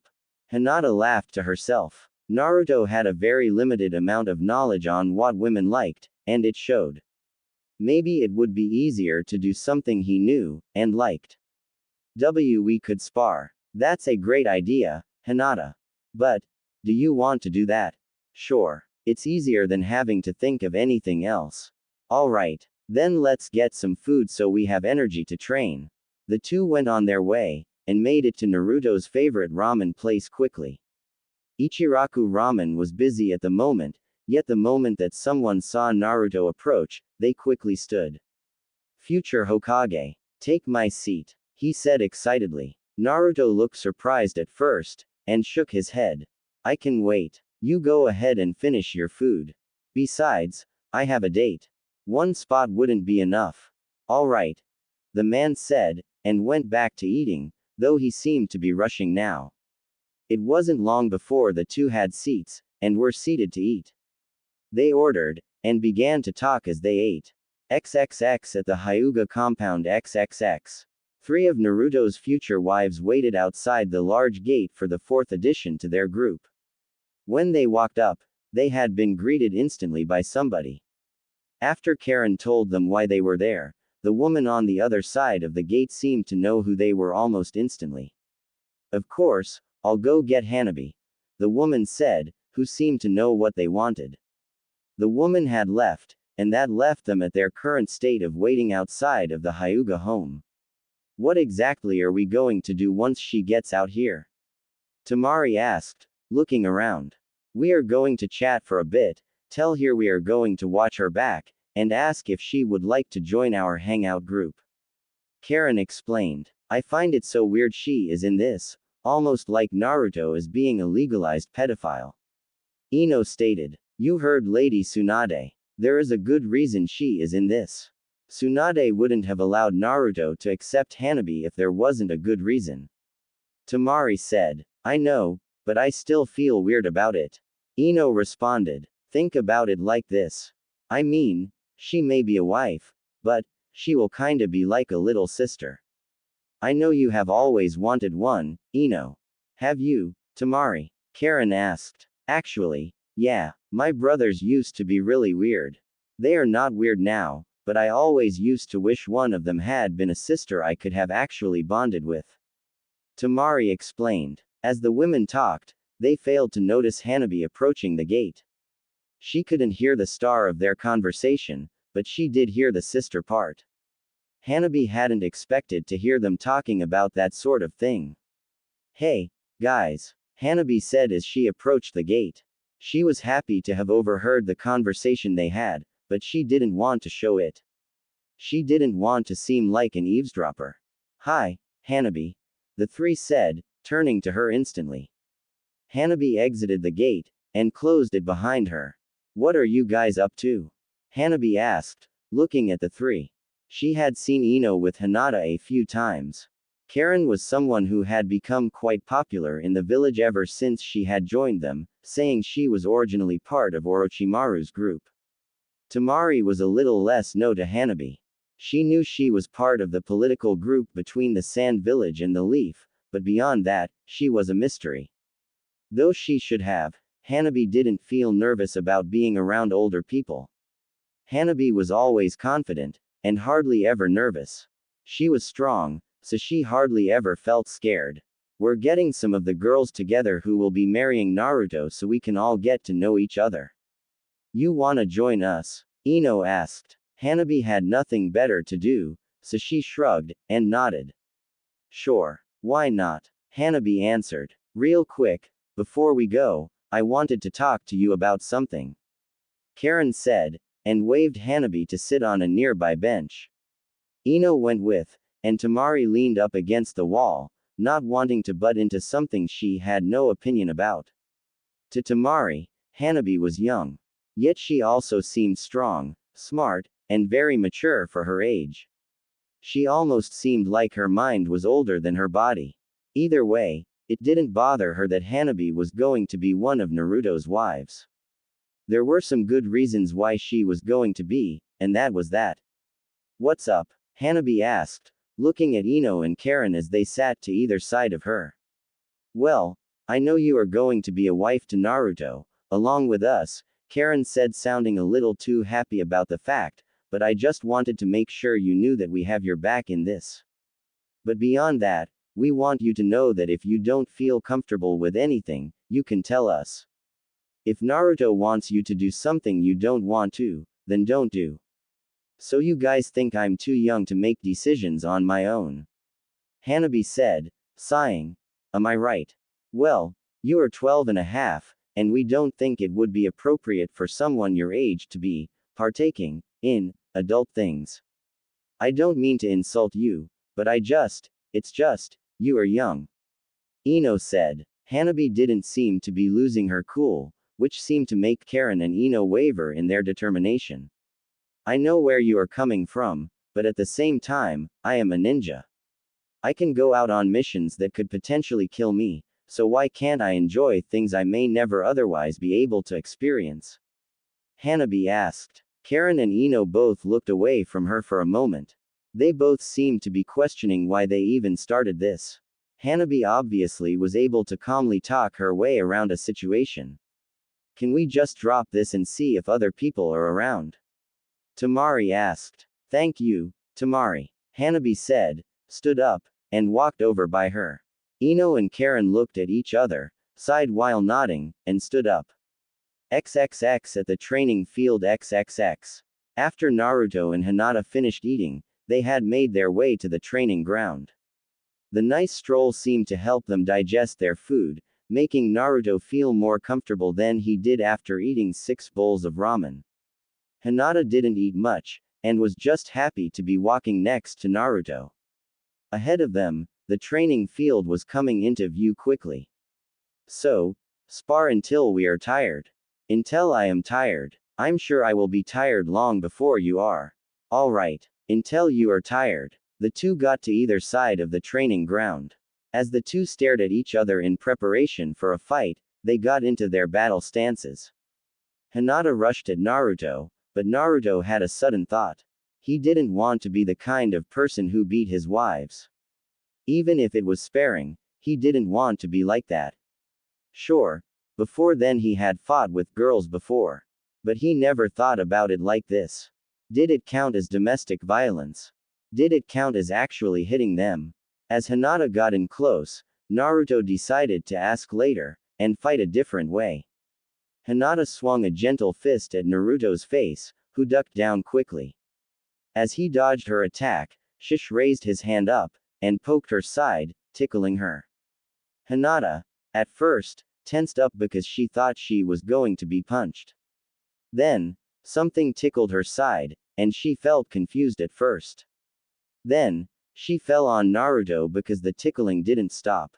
As Hinata looked to see why she was being tickled, she saw Naruto tickling her sides. Instantly laughing, she tried to shove him away playfully, only to be switched to lying on the ground under him, and being pinned as he tickled her. As he tickled her, he realized he felt weird being on top of her. He stopped tickling her, and stayed on top of her, blushing slightly. Hinata saw him blushing, and suddenly realized what was going on. A deep red blush spread across her face, and she froze. This had always been a fantasy of hers, being pinned under Naruto. Though she wished it had happened in a more private location, and with more of a romantic feel. Naruto quickly got off of her, which did ease the tension, but seemed to make her sad. She sat up, and the two were quiet for a moment. "Why didn't you attack?" Hinata asked. "I didn't know if it would have been okay. I mean, I have sparred with you before, but we were never engaged at the time. I don't want to be an abusive husband to any of my wives. I wasn't sure if it would be counted as abusive or not." "Oh, I understand, but we are ninja, we have to fight to keep our skills honed, don't you agree?" "Yeah, I guess it seems silly now." "Not really. I'm happy you thought of it. It makes me feel more safe around you than ever, though I never thought you were capable of being abusive anyway. You are too nice to be like that." "Thanks." Some time went on as the two sat in complete silence, not knowing what to say next. Hinata herself had wanted to ask him something all day, and decided now was the perfect time. She sat there for a moment, trying to build the courage to ask, yet she was afraid of the answer. As the silence went on, she finally got the courage up. Naruto, why you never, she started, finding what she wanted to say more and more difficult. She took a deep breath, and decided to say it quickly to get it over with. "Why did you never talk to me about my love confession after pain invaded?" Naruto looked shocked at first. To tell the truth, it was all such a rush at the moment, he had forgotten about it. A lot of things had happened around then.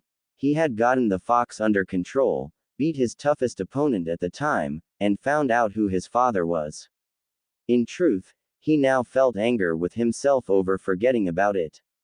It didn't seem like something that should have been forgotten, and felt bad that he had made Hinata wait so long for an answer. "Hinata, I forgot all about it. A lot happened around that time, and I really wish I had remembered. You were the first person to ever really say you love me.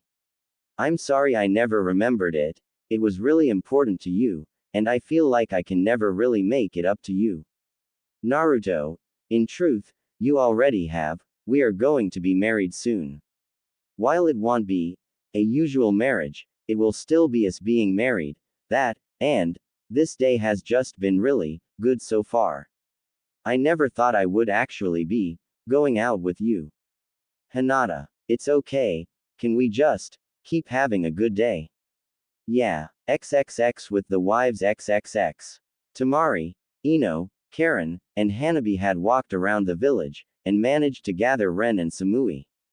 The six of them sat inside the dango shop, and all started to get to know each other. Ren was quiet out of nervousness, and Samui was quiet because she felt she didn't need to talk unless it was of importance. Now that we are all here, we can finally get to know each other. I wish Kuratsuchi could have been here with us, but no such luck. Ino said, starting the conversation. She won't be here until she has to be. I hope this doesn't offend anyone, but people from that village don't really like the Leaf Village. They never have. I expect a lot of difficulty in this marriage because of Kuratsuchi. Samui said as she began eating. Also, why is there a child here?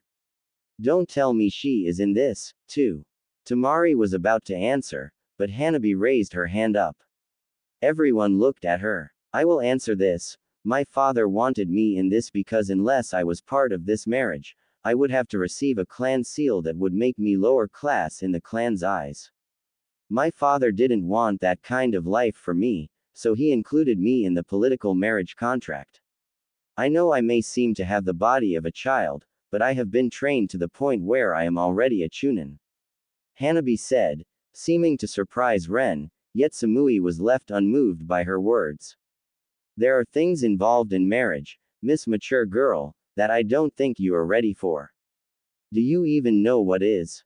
Have you even had your first period yet? I doubt you have started shaving yet, and I really doubt you understand the things involved in this marriage. Samui argued. Though her words seemed harsh, her tone was calm, and almost protective. To answer all of your questions, and remind me if I miss any of them, I do know what is, and how to have. I have had my first period, and second one by the way, I don't have to shave, as I'm not old, and I understand a lot of the rules in this marriage. I know of some probably no one else really knows about. For instance, did anybody realize that after 1 year, we will be expected to bear a child? Karen, Ino, and Ren instantly looked at Hanabi with a look of surprise. Tamari and Samui both knew of this, and Samui waited for Hanabi to list off some of the other rules to show her true knowledge of the subjects. Also, does anybody know, saying we are technically saving two clans here, some of us will be taking the Namikaze name, and some will be taking the Uzumaki name. I see you do actually have some knowledge about this. I'm impressed, Hanabi. I do plan on leaving you alone at this point, but you are still young. I will show you respect, but be aware I will be watching over you. Samui stated. Do what you want, but I will act as though you are not. Hanabi said. The two of them looked at each other for a moment, and seemed to reach an unspoken understanding, both nodding to each other. Wait, you mean within a year of our marriage, we are expected to be baby makers? Ino said. Is that a problem? I thought you said you were willing to give Naruto a lot of children. Karen mentioned. Ino quickly glared at Karen. It's not a problem, I would just rather choose the time, rather than be told when to have kids. Oh, bitch. Just be happy you are included with this. Why? You, ladies. Fighting isn't necessary. Samui butted in. They do this for fun. It's not healthy, but they are as close as sisters. Tamari said as she ate. I see. Samui whispered, looking at the two as they started to argue again. Do you think Kuratsuchi is really going to be a problem? Ren asked. I do. She will probably insist that she won't be touched by Naruto until the absolute last moment she can avoid it. I respect Naruto, as he is very powerful. I know he is caring, because he went out of his way to save me from Madara. I was trapped in a sealed jar for days, yet he saved me, and even carried me back to my village. Even though my team beat him mercilessly, he still forgave them. That's how I know he is caring, and that is how I know I can fall in love with him eventually. Samui explained. He saved me from a wave of white zetsus and a few revived people from some jutsu that brought people back to life. I could have been killed if he didn't find me alive, and bring me back to Med Ninja. I owe my life to him, and I figured giving myself to him was the best way. Ren stated. He saved my family from destroying itself. Tamari said. He brought me back to this village, and really saved my life by giving me a real life. I used to follow a madman, and never realized it was a problem until I actually got here. I could have only done worse. Karen included. He never saved my life, he has just always been nice to me, no matter how rotten I was to him. I like his tenacity, and know he is a great man. Ino stated. He never saved my life either. All I can say is that he unintentionally gave me my first date. I envy you all for having such good reasons for liking him. Hanabi said. My sister has always loved him, though. Since she was young, she seemed to only have eyes for him. I'm really happy that she actually has him now. She has. Tamari asked. I feel really bad for taking his virginity then. Everyone instantly looked at Tamari with wide eyes. Some of them seemed to show anger, mainly Karen and Ino, and the others showed curiosity. Tamari didn't feel awkward from the stares, though she really did feel bad about stealing Naruto away from Hinata. Just so we know what we are dealing with, how big was he? Hanabi asked. Others looked quickly at Hanabi with a look of terror, and looked at Tamari. Tamari herself didn't seem to care. Hanabi asked. I would say 8 inches. 8.5. I'm bad with this, so you will just have to wait to see for yourself. Was he good? Karen asked. Not really, but he was inexperienced. I was too, of course, but that will all change as time goes on. The others seemed to be digesting the information. Samui herself was smirking slightly, almost perversely. Ren was blushing, yet seemed to be thinking intently about it. Karen and Ino seemed to share the same lusty look on their faces, staring into space. Hanabi looked like she was trying to solve a math equation more than thinking about Naruto, but then again, maybe she didn't blush easily. Our little Hanabi here will have to grow some more before she is ready for that. Samui said, smirking. Hanabi looked at her like it was a sort of challenge. I'm not worried. I know big sister Samui will be there to hold my hand if I need her. Hanabi said, seeming to throw a raunchy tone in it, making the others cringe a little. Samui looked at Hanabi with an unwavering look. For someone so young, that was a good joke. Samui said, and smiled. She understood the humor, and wasn't willing to take as the jab it almost seemed to be. Samui saw the others look in a slight amount of horror, and started to laugh, causing the rest of them to start to laugh. The women sat and continued to talk the rest of the day. XXX later, at Naruto's apartment XXX. Hinata walked out of Naruto's bathroom. After the long day of walking around the village, she felt disgusting and had needed a shower to wash off. Naruto had kept his promise, and the both of them had a fun day, walking around the village together. They had went to shops together, and shopped a lot. Hey, Hinata, Naruto said, as he saw her leave the bathroom. Naruto instantly froze up. Hinata was wrapped in only a towel, with her hair dripping wet. A blush was spread across his face, and she already had a blush across her face. I forgot my clothes bag out here. I'm sorry, Hinata said quickly, moving to the bed to grab the bag. As she reached for it, her towel loosened, and fell from her. Hinata had enough time to eep, as Naruto tried to grab the towel as it fell. Missing the towel completely, he ended up grabbing her butt and stomach as the towel slipped by. Naruto froze, looking to his hand on her butt, and trailing his eyes up her body, pausing slightly for a moment at her, to her face. Hinata's face was completely red, and she looked like she were going to faint. To Hinata, she at first felt completely terrible that her body became unwillingly exposed to him. She then felt a little better as she saw him stare at her body. When he looked at her, she had to look away from him so she wouldn't catch his eyesight, and looked down. As she looked down, she saw he was sitting in his boxers and tank top.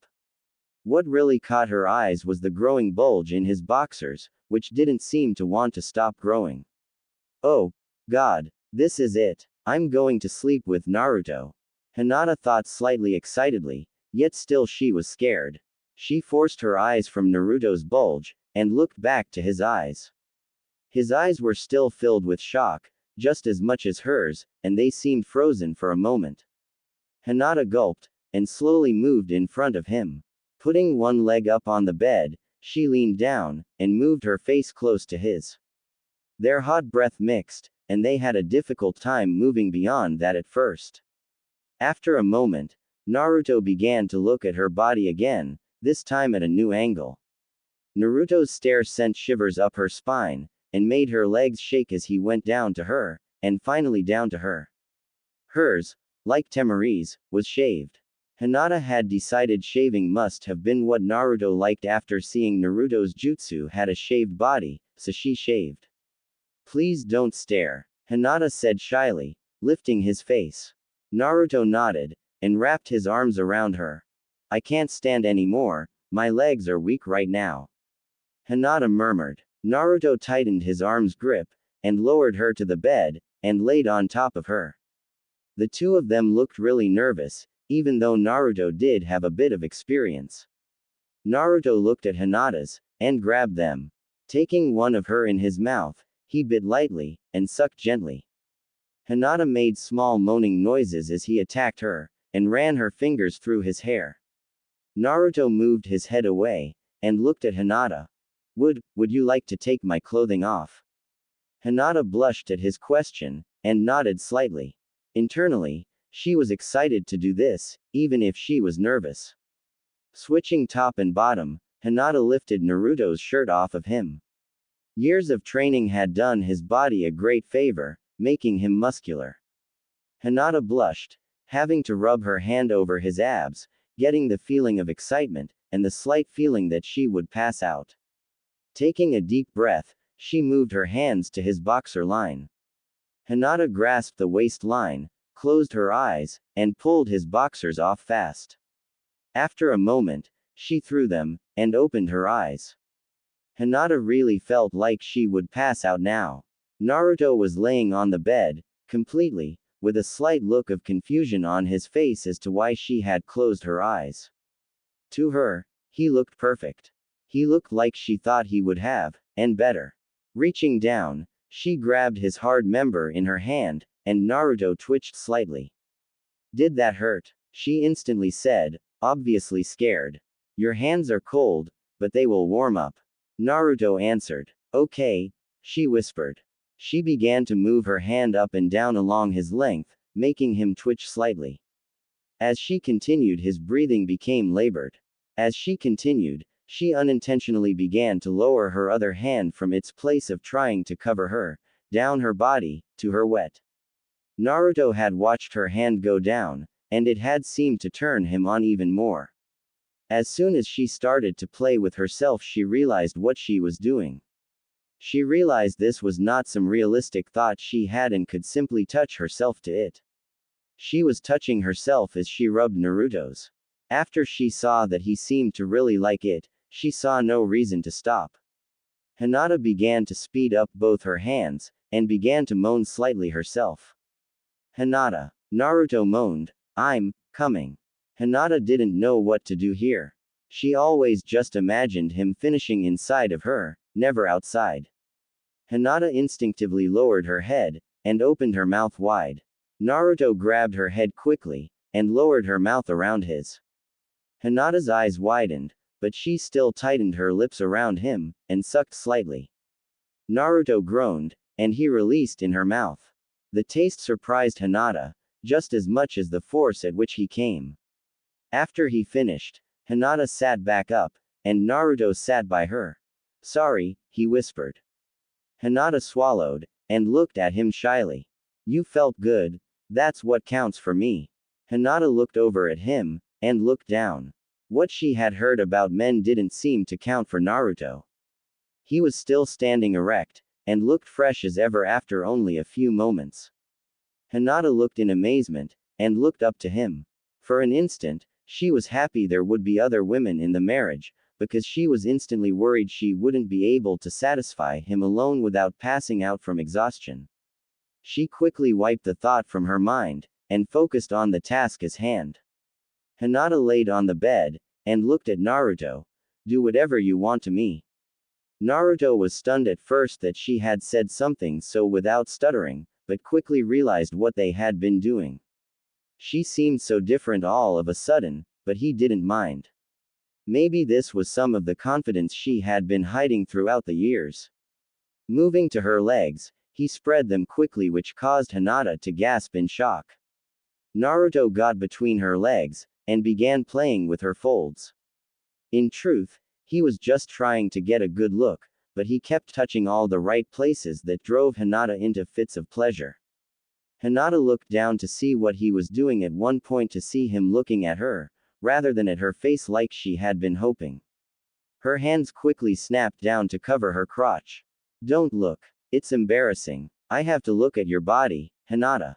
How else am I going to know what place makes you feel best?" "Okay," Hinata murmured, slowly moving her hands. As shy as she was at the moment, she was excited about the pleasure he was sure to give her. She had looked away just as he buried his face in her, and started to lick her. Hinata's entire body twitched in pleasure as he licked up and down her folds. He would hit the top and lick her, and lick to the bottom, and lick her entrance. As much as it embarrassed Hinata that he could see every inch of her body because of the room's light, she dealt with it because she knew it was making Naruto happy. After a bit, Naruto focused his tongue's attention on Hinata's, and moved his hand up to her. He took his index finger, and gently slid it inside of Hinata, causing her to shake in continued pleasure. Naruto himself was amazed by how tight she was, and was worried that he wouldn't fit inside of her. Trying to make it easier on her, he slowly tried to fit another finger into her. He took it easy at first, and continued to push more of his second finger a little at a time until it was finally in her. Hinata used one hand to grab her own and massage it as she lowered her other hand, and ran her fingers through Naruto's hair. When she started playing with his hair, he picked up both his tongue and fingers' speed. Hinata responded by bucking slightly, and moaning loudly. Naruto, I'm about to come. She had barely finished saying that when she seemed to shake in intense pleasure, and Naruto felt her tighten around his fingers so much one got pushed out.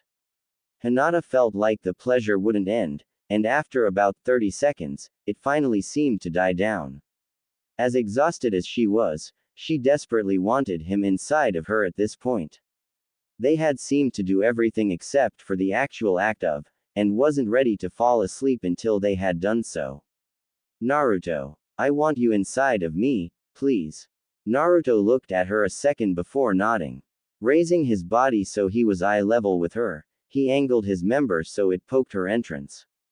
Be gentle, I will. Hinata wrapped her legs around Naruto's waist just before he slid himself slowly into her.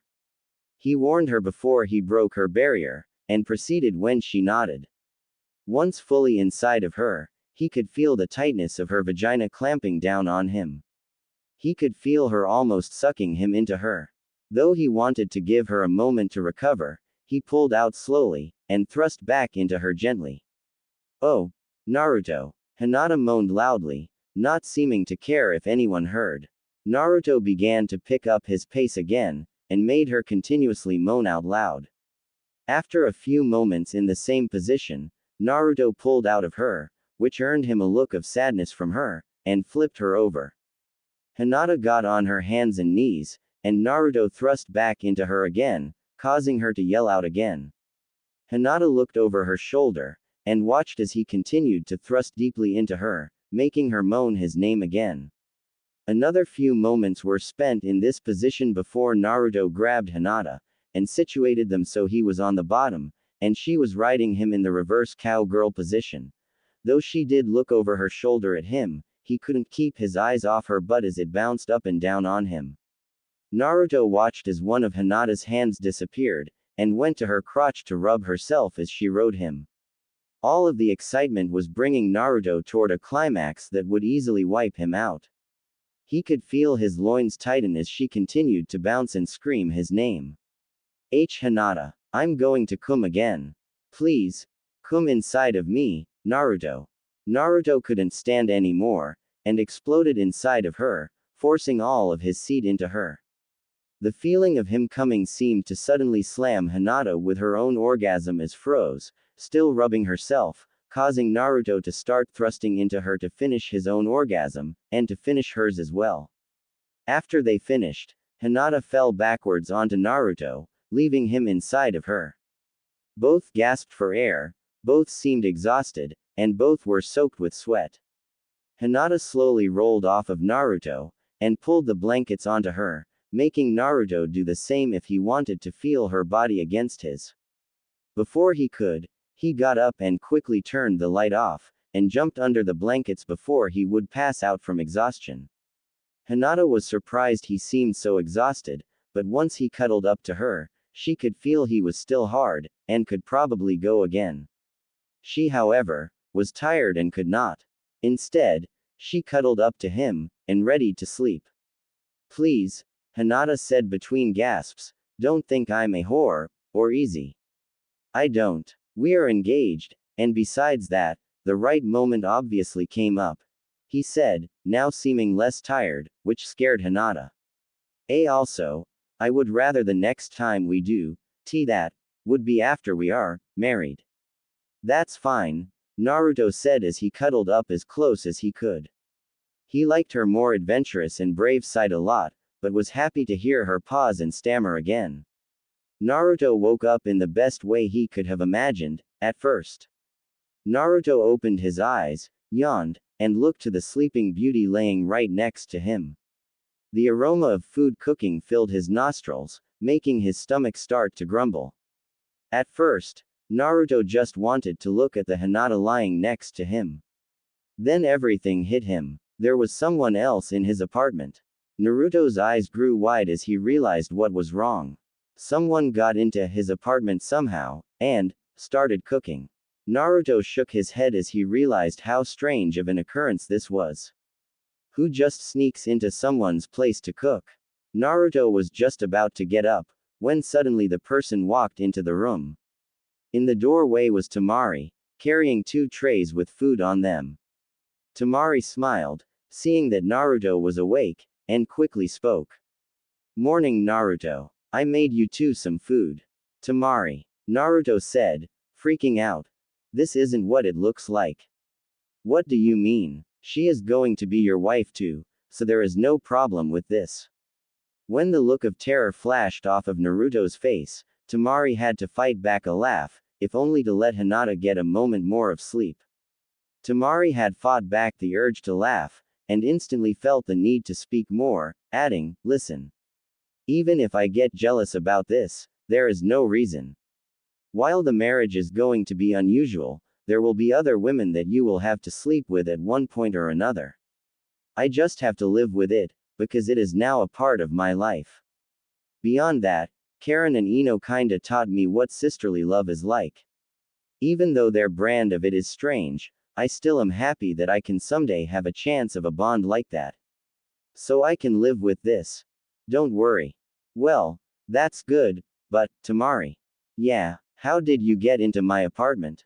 Temari instantly realized how weird the whole situation seemed, and quickly began to try and tell her side of the story. Well, I wanted to do something nice for you too, so Jugo told me where you guys were at, and let me into your place. I really felt weird at the time, and I do now. I really hope this isn't going too far. No, it's a great idea. Thanks Temari. Naruto started to shake Hinata as he talked. Hinata, wake up. Temari made us breakfast. Hinata slowly stirred, and opened her eyes slowly. Looking and seeing Temari as she sat the trays down, Hinata slowly sat up, forgetting that she was wearing nothing under the blanket. The instant she sat up, Naruto blushed heavily, seeming to be unable to take his eyes off her chest, while Temari simply grinned. Looks like you two had a fun night. Hinata looked to Temari with a confused look on her face, then spotted Naruto who was staring at her chest, so she followed his gaze. Looking down, she now noticed that she was wearing nothing herself, and quickly pulled the covers up to cover herself. Naruto blushed a deeper shade of red for being seen staring, and Temari smiled. Hinata blushed to herself for letting Temari see her partially. You two eat up. After you're done, I know Naruto has another date. Hinata, why don't you come hang out with me and the other future wives? Oh okay, that sounds nice. Hinata murmured, blushing still as she held the sheets tightly to her body. Temari smiled, and walked over to her side of the bed. Hinata looked up sheepishly before Temari lightly pulled the sheets away from Hinata. Hinata made an eep noise before Temari bent over, and lightly kissed Hinata on the lips. Both Naruto and Hinata's eyes sprang wide open in shock. Temari ended the kiss, and started her way out of the room. Oh, and Naruto, Temari started, making Naruto snap out of his shocked look, and turn quickly toward Temari. After getting a good look at her, I forgive you for talking about your date with her so much during our last date. Temari left the room, and left the apartment. Hinata still looked shocked, so Naruto shook her lightly so she would snap out of it. Oh 1. Did she just kiss me? And 2.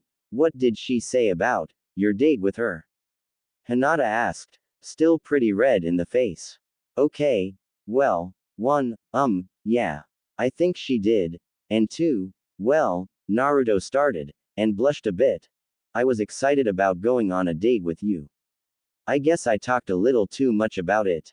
Hinata forgot about the kiss thing as she heard Naruto explain he was excited about his date with her. She instantly blushed even more, and felt as though she were going to faint. Deciding that using up some of the built-up emotional energy would fix things, she pounced Naruto, hugging him as tightly as she could. Hinata looked up at Naruto, who had a look of surprise, and kissed him on the lips with such intensity, his lips hurt slightly. When she broke the kiss, she looked happily in Naruto's eyes. See, come on. Let's eat, honey. Naruto said nervously. Hinata felt her heart flutter, and she sat close to him as he grabbed the trays of food. Together, the two ate, and nervously got dressed, stealing a peek at one another every other second. Naruto and Hinata soon walked out of the apartment, and saw Temari standing outside, waiting for them. Naruto and Hinata both looked surprised to see her. Temari looked over, saw their surprise, and smiled. Were you standing out here the whole time? Naruto asked quickly. No, I actually talked with Jugo for a few minutes. I asked him to please get the others, and tell them to meet me at Ichiraku Ramen. He told me he was happy to help any wife of Naruto, and left. Now that you guys are out, I'll walk with you, if that's okay. Sure, Hinata answered. Temari smiled, and wrapped one arm in Naruto's, and motioned for Hinata to do the same. We don't want him recruiting any other wives, so we better keep a tight hold on him. Temari said to Hinata. Hinata smiled, nodded, and took Naruto's other arm. The three walked down the street toward Hinata's home, both so she could drop off her things, and so Naruto could get Hanabi. XXX at the Hyuga Mansion XXX. As the three walked up to the clan home, they noticed Hiashi standing outside, looking aggravated. As they walked closer, Naruto finally noticed Hiyashi's aggravation. Figuring he was going to take it out on him, or it was his fault, Naruto began to drag his heels severely. Come on, Naruto. What's wrong with you? Temari yelled, pulling him as hard as she could at this point. Hinata was right next to her, also pulling as hard as she could. Naruto was apparently stronger than the two of them. Naruto, what's wrong? Hinata grunted as she struggled to pull him. Your father looks pissed. Naruto whimpered. Hinata turned her head, and saw him. He did indeed look pissed. The tug of war eventually turned into Temari trying her hardest to pull the two toward the mansion, but she found that she was moving nowhere. Feeling ridiculous, Temari was just about to give up pulling the two when Hiashi suddenly yelled out to them. Naruto. Hinata. Miss Temari. Please stop messing around. Hiashi growled. They all jumped in their spots, and ran over as fast as possible. All three stood at attention. Hiashi smiled internally as he saw the humor in his situation. The one shinobi in the village that could probably destroy him with a single jutsu was too polite, and acted as though Hiashi were a god. He felt slightly calmer, but he was still aggravated. I'm sorry we are so late. I woke up late, then Temari stopped by and made us breakfast, then we talked for a few. I know we should have been here sooner. I'm so sorry. Naruto yelled quickly, and nervously. Hiashi sighed, now knowing he had led them to a false conclusion. No, that's not what I am angry about. And thank you, Miss Temari, for accepting Hinata. I know you two are both in a weird situation, and it means a lot to hear that you two might get along.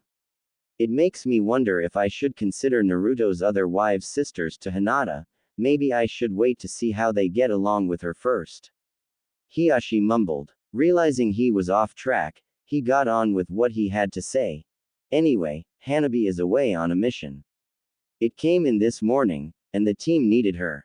I do apologize, Naruto. No, it's okay. I can take her out another time. Naruto said, not all too concerned. He did have to wonder now, though, who was he going out with? You could just take us out, Naruto.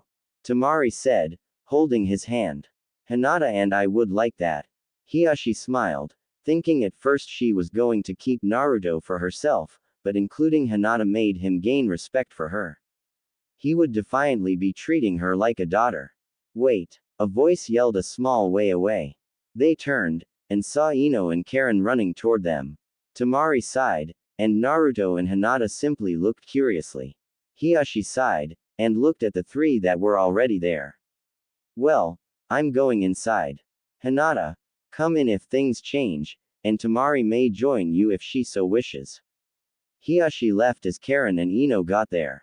Naruto smiled as they got there, and started talking. Hey guys, what's up? We just heard Hanabi isn't in the village. You have already went out with both of them, so you have to go out with somebody else. Ino yelled. Says who? Temari retorted. Before the two could start fighting, Naruto chimed in. I agree, he said, surprising all four women. Think about it, Temari. It's better that I know and date them all so the wedding can happen sooner. Temari though for a moment, and nodded in agreement. She hated getting pushed around and told something like Ino just did, feeling their relationship strain, but luckily, Naruto saved them from having a real issue. Do you want to come inside for a bit before we head to the meet-up? Hinata asked Temari. Sure. Got nothing else to do for a bit. As the two girls walked into the Hyuga mansion, Naruto looked to the two girls in front of him. So which one of you am I taking out today? Me, Ino instantly said. Karen looked at her quickly with a look of anger on her face. No, you're taking me out today. Karen insisted, walking over to Naruto and grabbing his hand. No, he is taking me out. Ino shouted in response, and grabbed Naruto's arm. The two girls looked aggravated, and looked as though they were about to fight. The two then snapped their heads toward Naruto. Which are you taking out? They both yelled. Naruto began sweating bullets. He didn't want to anger either of them, and was not looking forward to either of them fighting the other over his decision. I'll leave that up to you two. Naruto said scared and nervously. The two looked at each other with such intensity. Naruto backed up as much as he could while being held in place in fear one of their heads would explode from the intensity of the stares. Just take both of us. Karen said looking back to Naruto as though no anger had ever existed between Ino and herself. It would be easiest. Ino included, with the exact same look on her face. Though Naruto was nervous of the idea, he had to agree it was the easiest idea. He also thought about how Ino and Karen reminded him a lot of Ino with Sakura a long time ago, though these arguments seemed to have peaceful endings. At least that one did, to his knowledge. Oh okay. Naruto conceded. The two girls smiled happily, and both led Naruto off. Though he hoped he was done with the arguments, something told him it was going to be a fight every minute. XXX in the Hyuga mansion XXX. Temari walked into the Hyuga mansion with Hinata, and Temari had to stop in her tracks. The Hyuga family was known to be a powerful and rich family, but the mansion appeared to be more well-furnished than the Hokage mansion and the hotel she was staying at, the most expensive one, combined. The art that covered the walls and sculpture that stood in corners in the first 20 feet looked like they cost more than the mansion itself. Each piece came from another village, as was obvious by the tags by each piece. While she was in the middle of the hall, she felt as though she tread carefully just to make sure she would break nothing. Hinata looked back, and saw Temari acting overly careful. She then couldn't help but remember when she was young, that was the exact way she was. The thing that helped her get over it was the fact she hadn't ever come close to breaking anything. Granted, that was mostly due to the traps and barriers that protected the art. Temari, are you okay? Hinata asked, walking back toward her. Why yeah, I just have never seen this much net worth in one room. Temari gasped. And I was at the Cage Summit years ago before the Fourth Shinobi War. I used to do the same thing that you just did. Trust me, you won't break anything. Look at them again. Temari looked back to the art, and noticed several barrier tags, and a few razor-thin wire traps. Temari smiled, feeling more in danger now than nervous. As she sped up a bit, the two entered into the first real room in the mansion. It was an outdoor garden, with an open roof, that lead to the actual house.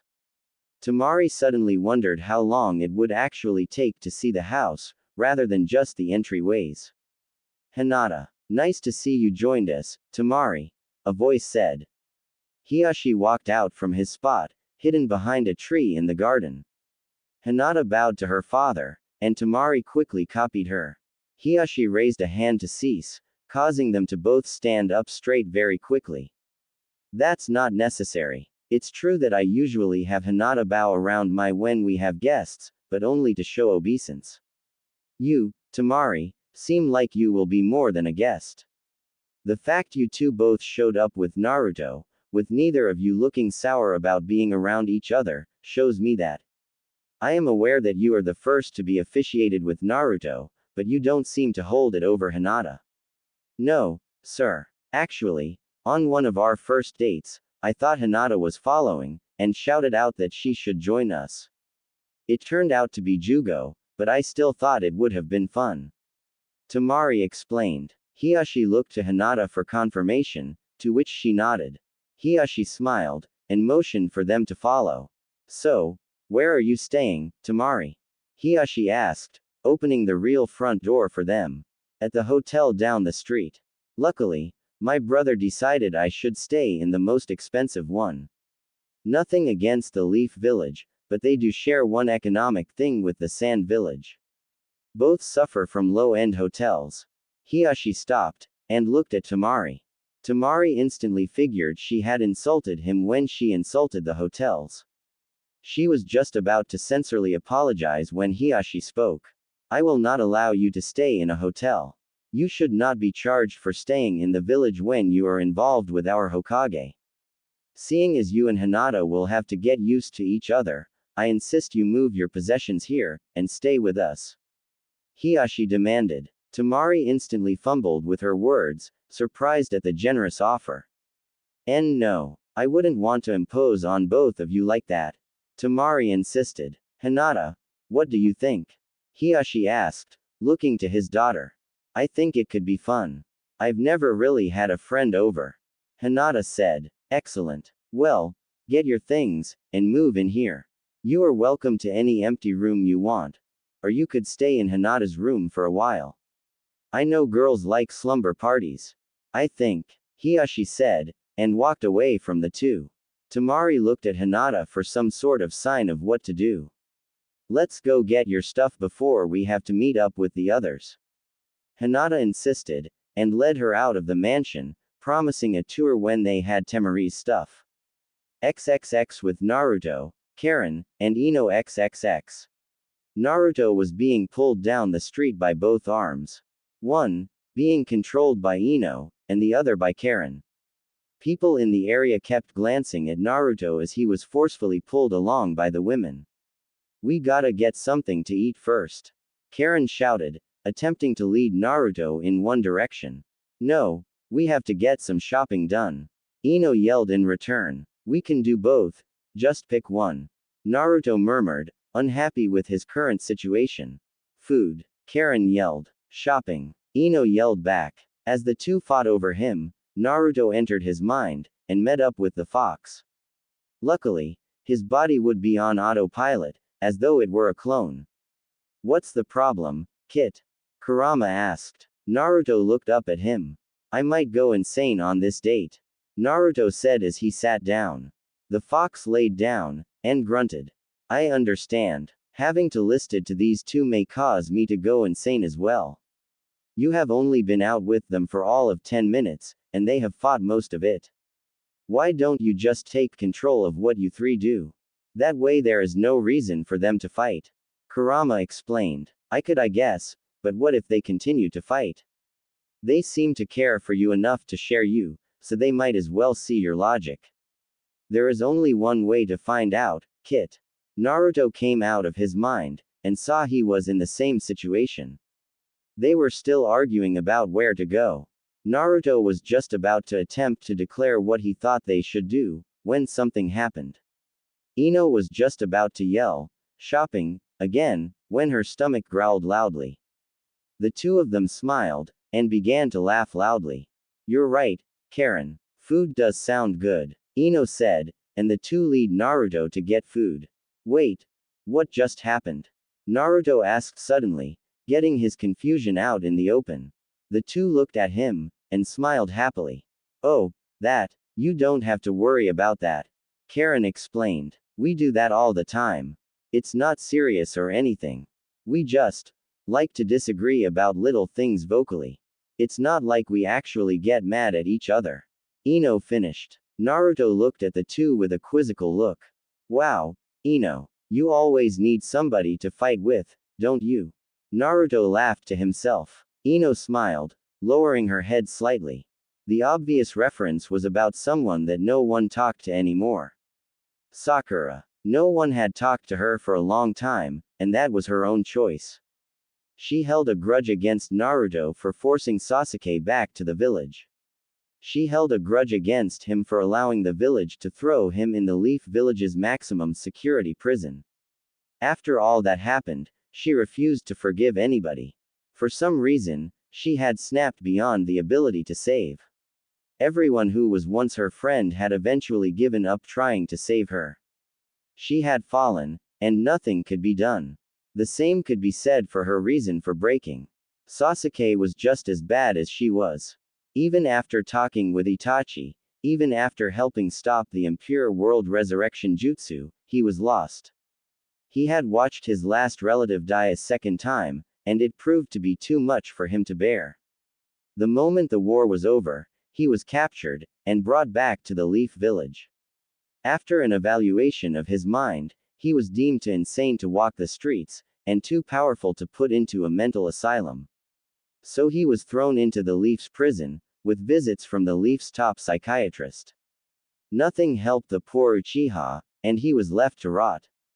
Sorry, you guys, Karen whispered, realizing the hardship they had went through. She brought them both into a hug, holding them tightly. They both returned the hug, feeling the drain on their emotional state. Naruto and Ino were the ones most affected by the loss of both Sasuke and Sakura to insanity. Though it had been a while, it was an emotional wound that would take a long time to heal. Thanks, Karen, Naruto said, burying his face into her neck. I forget how much I miss the old days, thanks for being there, Karen. Ino said, hugging her best friend tightly. Naruto and Ino fought off tears, and Karen supported them her best. Let's skip food. I'm sure you guys are not hungry. Let's get our minds off it by heading to the shopping district. Karen insisted. Naruto and Ino both agreed, feeling like they needed to get their minds off of the past. Where do you guys want to go? I could really use some new jumpsuits. Naruto mentioned. Yeah. Clothing shopping sounds nice. Ino agreed. Karen smiled at them. Okay. My treat. It's the least I can do. Karen said, giving the two a final, big hug. Ino and Karen both took one of Naruto's hands, and held tightly. Together, the three walked off to get said shopping underway. At the future wives gathering, Temari and Hinata walked into the meeting place for the future wives. At the table they claimed their own, sat Samui and Ren. As they walked up closer, and noticed another was sitting with them. It turned out to be none other than the Hokage, Lady Tsunade. Hello, Lady Hokage. What brings you here? Hinata asked, taking her seat, and scooting over on the booth seat for Temari. After they were seated, Tsunade decided to answer. I've come to discuss two things. One, the names you will take, and another is a little info I feel you should know. Tsunade informed. The four there looked at her, nodding, saying there are 8 of you, 4 will become Namikaze, and 4 will become Uzumaki. The ones who will become Namikaze are Temari, Hanabi, Ino, and Kuretsuchi. The Uzumaki are Hinata, Karen, Samui, and Ren. Kuretsuchi is going to hate that. Samui laughed to herself. If she would have come out here like she was asked, then this would have turned out differently. However, the humor in her taking the Namikaze name is too funny to pass up. I hope none of you will tell her until she arrives for good. Tsunade asked. All of the future wives nodded. All right. Now, there are some reasons for the name selection. For instance, Hinata has loved him long before she knew his other last name. Karen is going to adopt the name Uzumaki, as she is an Uzumaki. Everyone looked at her with a mix of shock and realization. Almost all of them have heard the fact that most Uzumaki have red hair, but they all seemed to assume she just had red hair, and nothing else. Beyond that, there were almost no Uzumaki anymore. People then realized how important it was that Karen and Naruto had children. They all wanted them, but Karen now seemed to carry a heavier weight on her shoulders, that she no doubt realized. Wow, so their children may have red hair as well? Tamari asked. Possibly. However, Naruto got his blonde hair from his father, so there is a chance they won't. Tsunade answered. Though I have to say, the Leaf Village has always used the Uzumaki symbol on the back of our flak jackets. If they have any red-haired children, or any of you have them, they will be offered the Clan Restoration Act as well. Granted, it would have to be male children. Men are too primitive to share one woman, and a woman can only have a child about a year, unless it's twins. Roughly, of course, but a boy could have multiple wives with a chance of many offspring.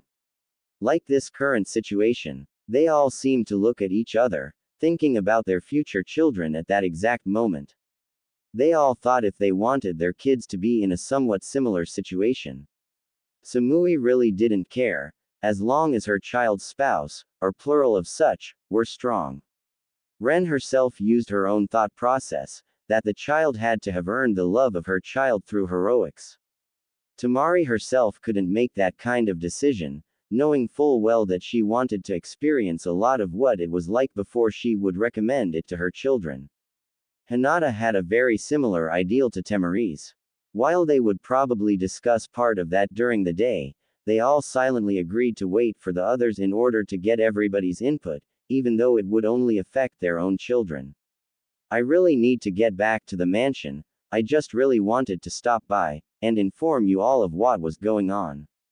Tsunade stated as she stood. As she began to walk away, she quickly turned around. One more thing.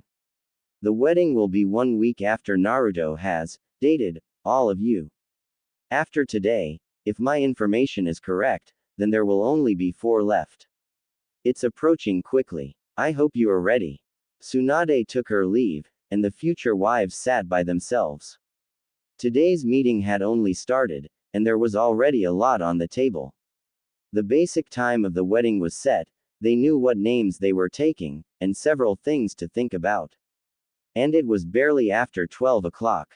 XXX with Naruto, Karen, and Ino XXX. The three had just finished shopping, and had employed Naruto to carry their bags.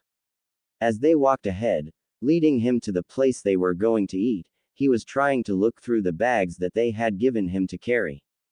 The only reason he was so curious was because they had apparently gotten him something, and he wanted to know what. He hadn't seen the item, but at one point or another Ino or Karen had vanished. All he could see in the bags he could look at were shirts and pants for Karen and Ino. One bag contained 3 new jumpsuits for Naruto, looking exactly like the one he had on now. It was difficult to look in all the bags, as there were a whopping 10 bags at least. Naruto had regrettably not paid attention to how many. Stop looking. We will give you the gift when we get to the place we are eating. Ino said, seeing him looking at the bags as they went along. Karen looked back at him, and smiled brightly. Naruto had to control himself from looking into the bags, due to the fact that one of them looked back every so often, and he knew he would be scolded for looking when told not to. While it shouldn't have been a big deal to the strongest ninja in the village, if they told him to stop, he would. He wasn't that used to having friends, so he didn't really want to aggravate anyone. Even if they were future wives. As they got to the designation the women picked to eat, Naruto had the opportunity to sit the bags down, and look around.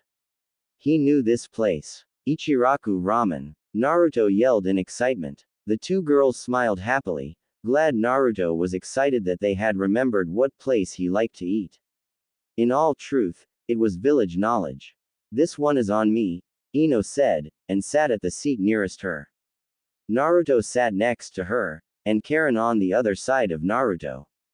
Tsuki walked to the counter, and saw Naruto with two of his future wives. Hey Naruto. And I recognize these two. Miss Ino, and Miss Karen. Welcome to my ramen stand. Tsuki said, grabbing his order pad. If neither of you can match Naruto in his eating habits, then I will pay for the meal. One of us can. Karen whispered. Tsuki looked at the girl in slight disbelief, not thinking neither Ino, nor Karen, could keep up with Naruto. I doubt that. Now, what will you guys be having? Tsuki asked. I'll start with 2 bowls of miso soup ramen. Naruto shouted excitedly. I guess I'll have the same. Ino said, never having eaten at the ramen stand. Me too. Karen murmured. It wasn't long till their food was brought to them. Ino looked at the 2 bowls brought to her with wide eyes, having no idea she was going to be ordering something so massive. Naruto instantly dug in, and Karen followed along with Naruto. Ino glanced at the two, wolfing down their ramen like they hadn't eaten in years. Ino attempted to follow along, but found the amount of food daunting. It wasn't that long till Naruto had finished his 2 bowls, and pushed them forward to be collected, and refilled. He looked to Ino, seeing her taking her time with her first bowl. He gave her a reassuring smile, and looked over to Karen. The second he did, his eyes grew wide. She too had pushed her bowls forward to be refilled. She didn't look full at all, and seemed to be in the same shape he was. When Karen noticed him looking at her, she shyly turned away, worried he had seen her eating like a pig. You ate those already? Yeah, Karen whispered, ashamed. Sweet. Finally there is someone who can eat ramen with me. Everybody always stops so quickly, and want to leave right away. Naruto said, and hugged her in a happy expression. Karen blushed and fixed her glasses, thankful he accepted her rather than being disgusted by her ability to eat. I can't offer free ramen if you two are going to devour our entire stock. Tsuki shouted. He was busy making ramen as fast as he could, with his daughter doing the same. It's okay. I will pay. Ino insisted, causing both Karen and Naruto to look at her thankfully. She had been out to eat with Karen before, so she knew what she was in for. She just guessed it would be Karen times 2.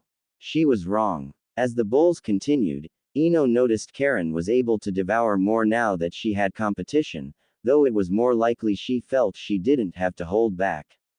Soon, Naruto and Karen were on their 8th helping apiece, 16 if you counted each bowl, rather than the order refills. Suddenly, Ino was checking her wallet to see how much she had. After doing the math, she figured she could pay for 20 order refills apiece, double if it was paid by the bowls. Ino continued on her food, hoping she could stretch it out to last as long as they would eat. After another half hour, Karen and Naruto had finished their food. They had refilled their orders 13 times, resulting in 26 bowls of ramen apiece. Ino simply sat there staring at them in horror, unaware anybody could inhale that much food in the total time of 45 minutes. Naruto and Karen both leaned forward, relaxing as they digested their food. I only have enough for 20 of each of their orders, and mine. Ino said, putting the money on the table. Tsuki picked it up, and put it in the register. It's alright. The rest is on us. Thanks for treating Naruto, and thanks for being a part of his life. It's nice to see people being nice to him. Believe me, I've seen my fair share of the difficulty in his life, and I'm glad he will have plenty of people to love him now. I hope to meet the rest of his future wives eventually. He is like a son to me. Tsuki said, smiling to both Karen and Ino. He does deserve it. He has lived for nothing than to serve the village his whole life. Now, they are finally paying him back for that, and all the harshness in his life. Ino said, reaching over, and squeezing Naruto's hand. Naruto looked to her, and smiled happily. Karen did the same with the other hand. And it's nice to see you two dealing with the entire thing so well. You don't even seem to mid that the other is here. Tsuki pointed out. Well, we are best friends. It will be like we're sisters, with the same husband. Karen stated. All Tsuki could do was laugh at the response. He really liked these two. He had met Hinata, met Tamari, and was a little excited to meet the others. They all seemed to like him a lot, and that meant the world to Tsuki. So what should we do now? Naruto asked. Karen and Ino looked at each other. Both shrugging, they looked to Naruto. Let's head back to your place, and give you the stuff we got you. Ino suggested. Naruto nodded in excitement, and stood up quickly. He was ready to go. Karen laid a big tip on the table, which was what she had left in her wallet, and they walked off, leaving Tsuki smiling at the friendship and love they seemed to have with and for Naruto. XXX with the wives XXX. The wives sat at the meeting place, enjoying each other's company. It had been a while since Tsunade had left. They had all eaten, and discussed the day's events, and all things since they last met up. Samui had opened up to the others slightly, talking more than she had to, though not by much. They each shared their stories about Naruto, so they could all gain a better understanding of what he was like. Samui and Ren, who knew very little about Naruto, found the story sharing very helpful. They discovered that Naruto was exactly what they had heard. Selfless to the point of self-destruction, caring enough that he would do anything, keeping every promise he ever made no matter how long, and was amazingly resilient. He had left such an impression on Tamari and Hinata that it seemed as though they wanted this marriage more than Ren and Samui did. Not to say they didn't want it. Sorry, but I need a drink. I'm happy everything I have heard about Naruto was true, but this is a lot to take in. Samui said, and waved the waitress over. I'll have a glass of wine, please. You guys want anything? Beer. Tamari answered. Sake. Both Ren and Hinata said. In all truth, Hinata and Ren would have been fine without it, but if the other two were, and they themselves didn't mind the idea, why not? They got their drinks, and settled into talking. You know, I'm kinda jealous that you guys have such a history with Naruto. It makes me feel kinda bad. How about you, Samui? Ren asked. A little, but that's why we are here now. Time to catch up. Yeah, and we all have something that Naruto did for us. Saved your and Ren's lives. Saved my family from destroying itself. And he inspired Hinata to be more confident, and to push herself to be a better ninja. Samui stated. Yeah, but we will have our turn when we are married to Naruto, Samui. Ren stated. Oh, and by the way, sorry Hinata, but Hinata got laid. Tamari chimed in, with no setup. Hinata instantly looked shocked, and swung her head in the direction of Tamari. Both Ren and Samui had different looks. Samui put a slightly perverted look on her face, while Ren suddenly blushed heavily. Hinata herself was blushing heavily, while Tamari defended herself by looking at Hinata, and saying, sorry. We're the wives, so gossip is all between us. It's okay. While Hinata did seem to calm down a little bit, while barely noticeable, she did calm down. Samui instantly noted something, though it was an early hypothesis. I think he has with whoever he is going out with at the time. Does that mean he is a super pervert? Ren instantly yelled a little too loudly. Both Tamari and Hinata instantly started laughing at the notion as people around them looked at the table in shock. No, if you knew Naruto, then you would know that. Not insulting the fact that you don't know him that well, but he isn't like that. When I slept with him, I was the one who started it. I assume it was the same way with you, Hinata. Tamari stated. Actually, Hinata started, causing Tamari to twist her head quickly in Hinata's direction. It was kinda both of us. So then it is possible. Tamari made him a addict. Samui joked. The Samui, Ren, and Tamari laughed, as Hinata blushed. So, who is he out with today? Ren asked. He's with Karen and Ino. Tamari said, suddenly realizing that Naruto was out with the two most interested women of all of them, that she could tell. Hinata's eyes widened, and slowly, she looked at Tamari. Samui looked at the two in confusion, and Ren was quick to do the same. He is an addict now, isn't he? Hinata asked. Yeah, Tamari answered. Wait, are those the two who argued you a lot? Samui asked. She remembered the two quite well, actually. She had to assume Naruto would find them more attractive than her, thus, she was jealous. Yeah, oh, God, he's a addict now, Ren yelled. The wives laughed, the thought of Naruto being a addict overly hilarious. The wives had finished their drinks, and quickly ordered seconds, and continued their conversations. XXX at Naruto's apartment XXX. Naruto had settled down on his couch, allowing Karen and Ino to get his gift into an appropriate bag to give to him. He really couldn't think of a reason they would be giving him gifts, but he never got that many in his life, so he would not turn one down. As Karen and Ino started into the room, Naruto found himself wishing he had gotten them gifts, though he wouldn't have known where to start.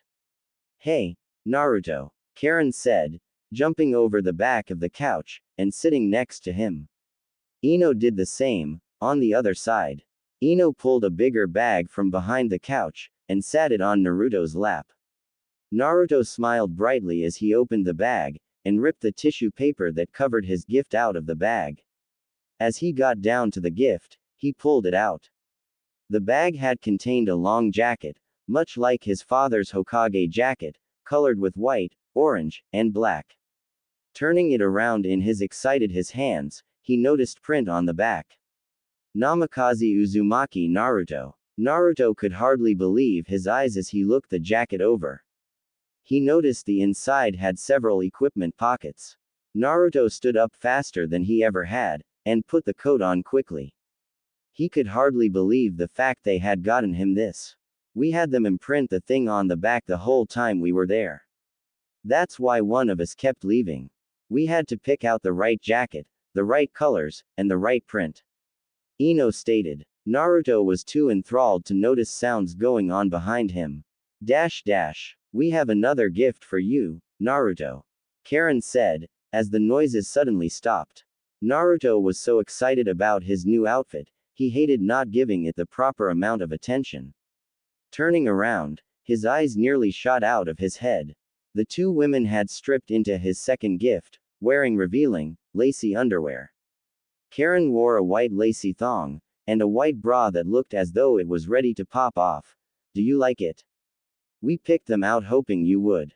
Ino said seductively. Ino was wearing red underwear, matching Karen's. The two stood up, and grabbed Naruto by his new jacket, leading him into the bedroom. The whole while, Naruto was unable to look away from the two.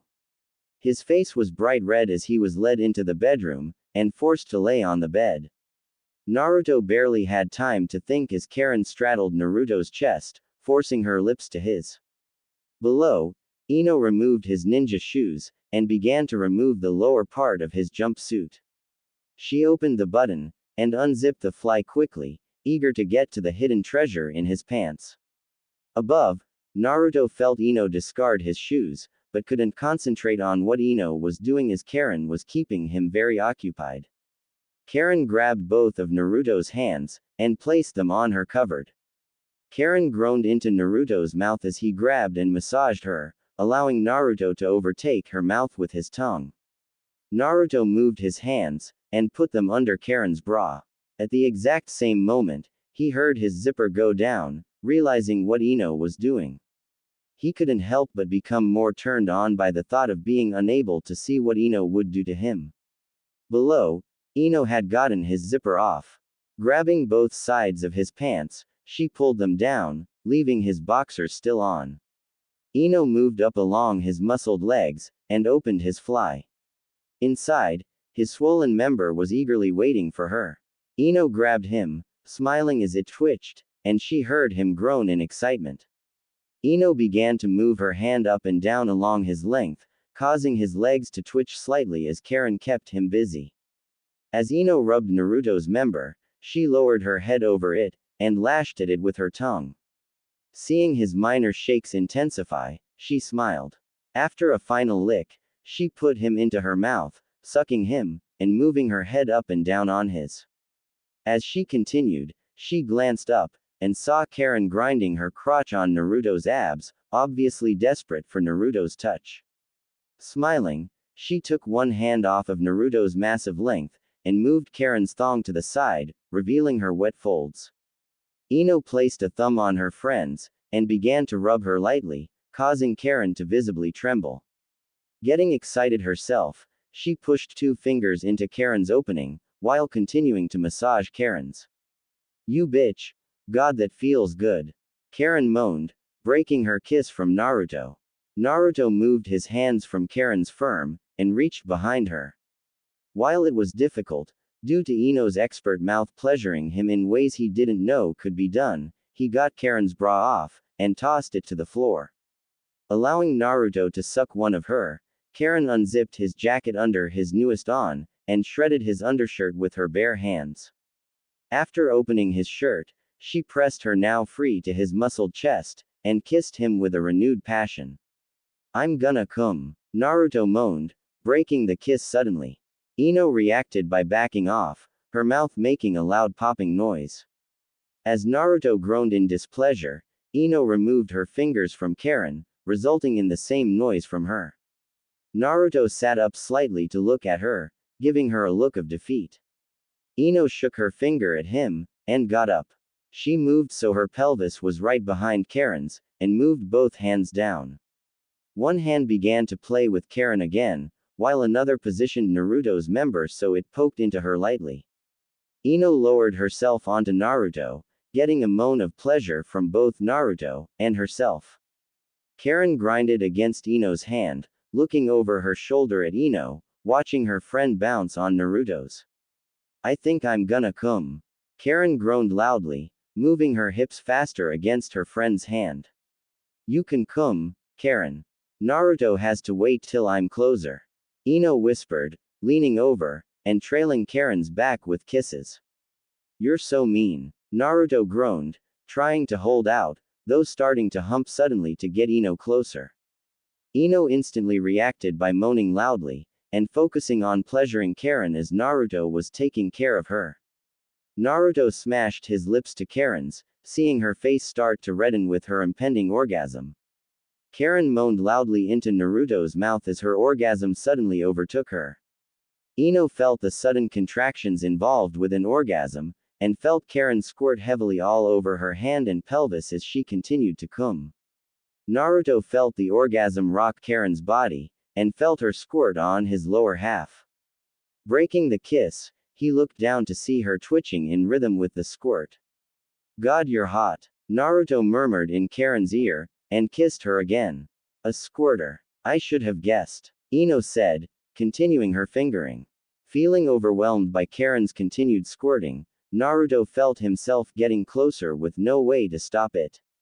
Karen, however, kept her mouth locked onto his as she continued to convulse. Ino felt his member throb, and knew he was on his way. Smiling, she started to aid Naruto's thrusts. While she wanted to cum, she didn't want to hold Naruto back this early in their fun night. She felt Naruto tense, and freeze up as he started to cum, and Ino took over completely. Ino moaned loudly as she felt Naruto explode into her, seemingly filling her up in his first spray. As she continued to ride him, she removed her hand from Karen's vagina, and moved so she could speed up. As Karen collapsed on Naruto, Ino felt his throbbing slow, and finally end. She continued to bounce over him, however. She was close to her end, and wasn't done with him. As she drew closer to her end, she leaned over, and held onto the bed tightly as her orgasm washed over her. She moaned loudly as she came, burying her head into Karen's back as her body bucked with pleasure. As she slowly came down from her euphoria, she sighed, and hugged Karen before she stood up. As Ino got off, she heard Karen moan lightly, and instantly looked at her. Glancing down, she was shocked to see that Naruto was still as hard and big as he was when they started. Not only that, but without Ino holding onto him, his member had hit Karen, and was poking her entrance slightly. While she was sated for now, she still felt like giving her friend the same pleasure she had. Looks like you have as much energy as ever, Naruto. Ino laughed lightly. Kneeling down again, she grabbed Naruto's rod again, causing him to tense, and began to move it along Karen's wet. As she played with the two of them, they twitched rapidly due to pleasure. I'll bet you want to be in her, huh, Naruto? God, yes. Naruto groaned. Ino, stop being mean. Karen moaned, trying to move her lower body to trap his member in her. Ino wouldn't allow it, as she was having too much fun watching them shiver with ecstasy. If you both behave, I'll let you put it in, Naruto. Ino whispered, stroking him as she rubbed his against Karen's. As both stopped their protest, Ino began to rub his member against her, making them both moan again. Karen tightly wrapped her arms around Naruto's neck, moaning into his ear as she started to draw closer to her second orgasm. Naruto himself found his situation pleasurable, though he was still quite a ways away from his orgasm. As Karen's orgasm hit, both Naruto and Ino were unprepared. Naruto thought he was safe from her orgasm, but he almost screamed when she bit down on his shoulder, fighting to keep conscious as her orgasm washed over her. Behind them, Ino forgot an early lesson, and got Karen's squirt in the face. Though Ino was startled, she quickly moved out of the way, and took the rest of Karen's ejaculation all over her chest. Allowing Naruto to poke into Karen slightly again, Ino touched her soaking wet chest, amazed at the amount that Karen had squirted all over her. Sneaking up behind Karen, Ino pressed her wet body against Karen's back. Even though you got me all wet, Ino started, grabbing Karen by her butt cheeks, I'll still give you what you want. Ino slowly pulled Karen back, making Naruto slide into her. The whole while, both Karen and Naruto moaned lightly. Karen, because Naruto was bigger than she thought, and Naruto, because she was a lot tighter than he thought. Karen and Naruto locked eyes, before finally locking lips. That feel good? Ino asked, making Karen bounce up and down on Naruto's length. All Karen could do was nod quickly. Ino grabbed Karen's red locks, and brought her head up a little, and away from Naruto's. I pleasured you. Will you do the same for me, Karen? Again, all Karen could do was moan, and nod. Ino moved from behind Karen, and moved to her front. After making Karen sit up to bounce on her lover, Ino stood facing away from Karen and, displaying her freak flexibility, she bent over all the way so she faced Naruto nose touching nose. As Ino got her turn kissing Naruto, Karen began to lick Ino's drenched folds. With Karen bouncing on him quickly, and Ino displaying insane flexibility, he felt the pressure in his loins building up. Ino could tell by the way he suddenly was unable to continue. Don't you dare come. I got covered with my best friend's squirt twice. We both deserve to enjoy this. Besides, you wouldn't want to look weak to Karen, another Uzumaki, would you? That bit of information stopped Naruto.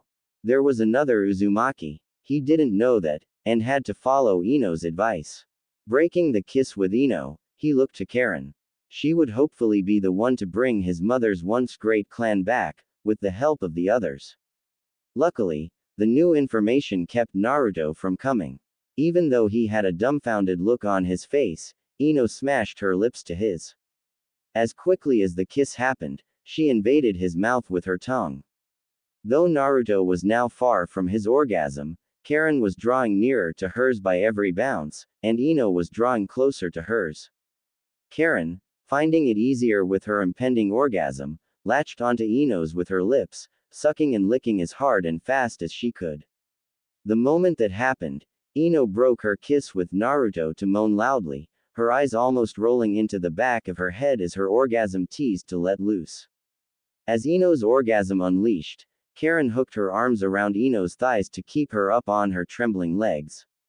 While Ino's and Naruto's juices spilled from Ino's, Karen felt her loins tense in anticipation of her own orgasm. Naruto smiled lustfully at the sight of Ino's contorted face, and the feeling of Karen starting to tighten around him. Naruto quickly moved his arms down to help Karen bounce as she neared her orgasm. Oh, God, Karen groaned loudly, switching to diddling Ino's with her tongue, as her orgasm started with Naruto's vigorous help. Naruto looked to Karen's desperate licking, and saw the mass amount of liquid squirt from her as she came, looking like she was lifting off of him from the force of it as she went up. Naruto, give your bitch all you got. Ino moaned into his ear, still standing on her feet somehow. Naruto nodded in reply, and began to thrust quickly into Karen, making her stop licking Ino to throw her head back in ecstasy. Ino quickly compensated by drilling her own fingers into herself to continue her orgasm as long as possible. Naruto groaned happily as he shot his load into Karen, making her yell in surprise and happiness. She fell to Naruto's chest, slipping under Ino's legs, and clung desperately to Naruto as he filled her. As all three ended their orgasms, Ino collapsed, landing on Karen's back. They all breathed heavily, trying to catch their breath from their fun. That felt so good. Ino moaned, with Karen finishing the last part. Unbeknownst to them, Naruto, still slightly tired, formed a hand seal. Quietly, two shadow clone formed behind them. Who says we're done? Naruto asked, as the two clones grabbed Ino, leaving Naruto with Karen. Together, the three of them spent a good portion of the night in a seemingly unending pleasure. Lord Maiku. The two stumbled into the room of the big house. They had been out all day, and started drinking about 4 hours ago, having drank more than they should have. As they got in, they stopped, and looked to the bed. It was a mistake to get this drunk. I can't remember where the spare bed roll is, one said. Damn, can't we just share your bed? I'm going to be staying here for a while, so we might as well be comfortable with each other, the other said. Okay, the first said, obviously very drunk. She then reached for the lamp, and lit it. Both of them, Temari and Hinata, winced at the sudden bright light. The both of them crashed to the bed, feeling the alcohol inhibit their minds and bodies. Gotta get ready for sleep. Temari groaned, sitting up as she started to remove the unnecessary clothing. Hinata weakly did the same, discarding her tight jacket to the ground, and she started to work her pants off. Damn it. Gotta get my sleep clothes, you want some? Hinata asked as she tossed her pants and ninja boots. She started to crawl across Temari, and ended up falling off the bed. Though she crashed to the ground hard, she didn't feel it. Temari laughed, holding as much of it back as her drunk self could. Sure. But, Temari started as she calmed down, but paused as she looked at Hinata as she got on all fours. Hinata's firm, round butt was in plain sight to Temari, though still slightly hidden by her lavender panties. They had coned down a bit when Hinata tried to remove her pants, and showed the top of her cute butt. Temari instantly felt a blush wash over her face as she realized she was staring, but decided she was drunk enough to do whatever she wanted. Taking a deep breath, she pushed off the bed, and landed against Hinata's backside. Can't we just sleep? Hinata instantly made a squeak noise as she felt Temari slip a hand into the back of her panties, and grab one of her cheeks tightly. Temari rubbed her hand over her soft, firm butt, and used her other hand to start removing the mesh shirt that protected more skin to feel. Hinata was just about to protest when Temari's pinky poked and rubbed against Hinata's lips. The moment she felt the finger, she moaned lightly, and shook a bit in pleasure. Looking over her shoulder, Hinata blushed as she saw Temari lustfully looking at her. While a part of her wanted to protest, a bigger part of her wanted to continue. No doubt it was the alcohol, but she also remembered the kiss from earlier. She remembered the smile she gave her before it, and she remembered the kindness offered to who Temari thought was her before that. She didn't think she was a lesbian, as she had too much fun on her night with Naruto, but that didn't mean she couldn't like both. Only one way to find out. Hinata aided Temari in the removal of her shirt, and continued to move her hips so Temari would brush up against her. Temari smiled lightly, continuing to keep her hand just away from Hinata's center. Now that the mesh shirt was gone, Tamari rubbed her unemployed hand up Hinata's back, causing Hinata to shiver, and pinched the clasp of Hinata's bra between her finger and thumb. In a snapping motion, she unlocked the hook clasp, and the bra sagged on Hinata's shoulders from the weight of Hinata's. Or, Tamari asked, leaning over Hinata's back to whisper into her ear. Hinata almost answered instantly, but stopped herself. So far, this was fun. If the fun continued, she wanted it to last. Quote. Hinata murmured. The moment she said that, Tamari hooked one arm under one of Hinata's thighs, removed the other from her panties, and flipped Hinata suddenly onto her back. The lift into the air, and the spin, shocked Hinata. Now lying on her back, Hinata was helpless as Tamari got on top of her. Tamari grabbed one with a firm grasp, and began to suck on the of the other. Hinata moaned lightly in response. Tamari began to massage Hinata's firm body with her free hand, spending time feeling every inch of her exposed body. To Hinata's sadness, Tamari purposefully didn't stray too close to Hinata's panty line. Hinata regretted not saying the other option, until Tamari and Hinata locked eyes. Hinata moaned from her sudden turn on, seeing the face Tamari made as she sucked on her. Tamari, suddenly feeling embarrassed from the looks Hinata was giving her, bit on Hinata's hard. Hinata moaned loudly in response, and wrapped her legs tightly around Tamari's waist. Hinata ran her fingers through Tamari's hair, knocking out all the hair ties. Tamari's hair fell around her face, tickling Hinata's chest as she moved. Hinata kept running her fingers through Tamari's hair. She couldn't get enough of the feeling of her fingers through Tamari's hair. It all felt so nice. The feeling ended as Tamari let go of her lovers, and got up on her knees. Sorry I only paid attention to one, but I want this now. Tamari said, and poked the soaked spot on Hinata's panties. Hinata moaned, bucking her hips lightly, at the sudden prod. Tamari left her finger where it was, and began rubbing around the entire wet spot. Hinata continued to buck her hips lightly as Tamari rubbed her soaking folds. Tamari smiled at Hinata's increasingly crimson face as she began to strip with her free hand. First, off came the overshirt. The mesh shirt was quickly torn from her body, and she left the wrappings that held her on for now. Her shoes were already off, so she worked her skirt off, and took her mesh leggings and leg warmers off quickly. Looking to Hinata every now and then, she noticed Hinata had continued to stare at her. The obvious attraction was apparent on her face. To think that her future sister wife was as she was, though it was probable that Ino and Karen had done this as well. Tamari. Hinata moaned between Tamari's finger strokes.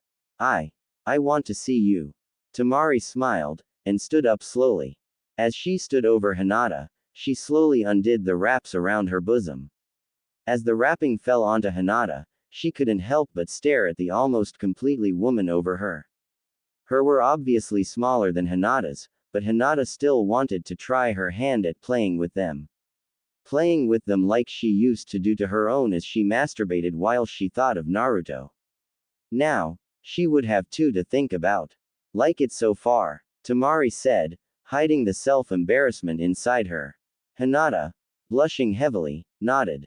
Her hand worked down her body as she could hardly take in the image of the woman in front of her without physical pleasure. She was too overwhelmed. Good. Tamari allowed Hinata to slip her hand into her own panties, and start to play with herself.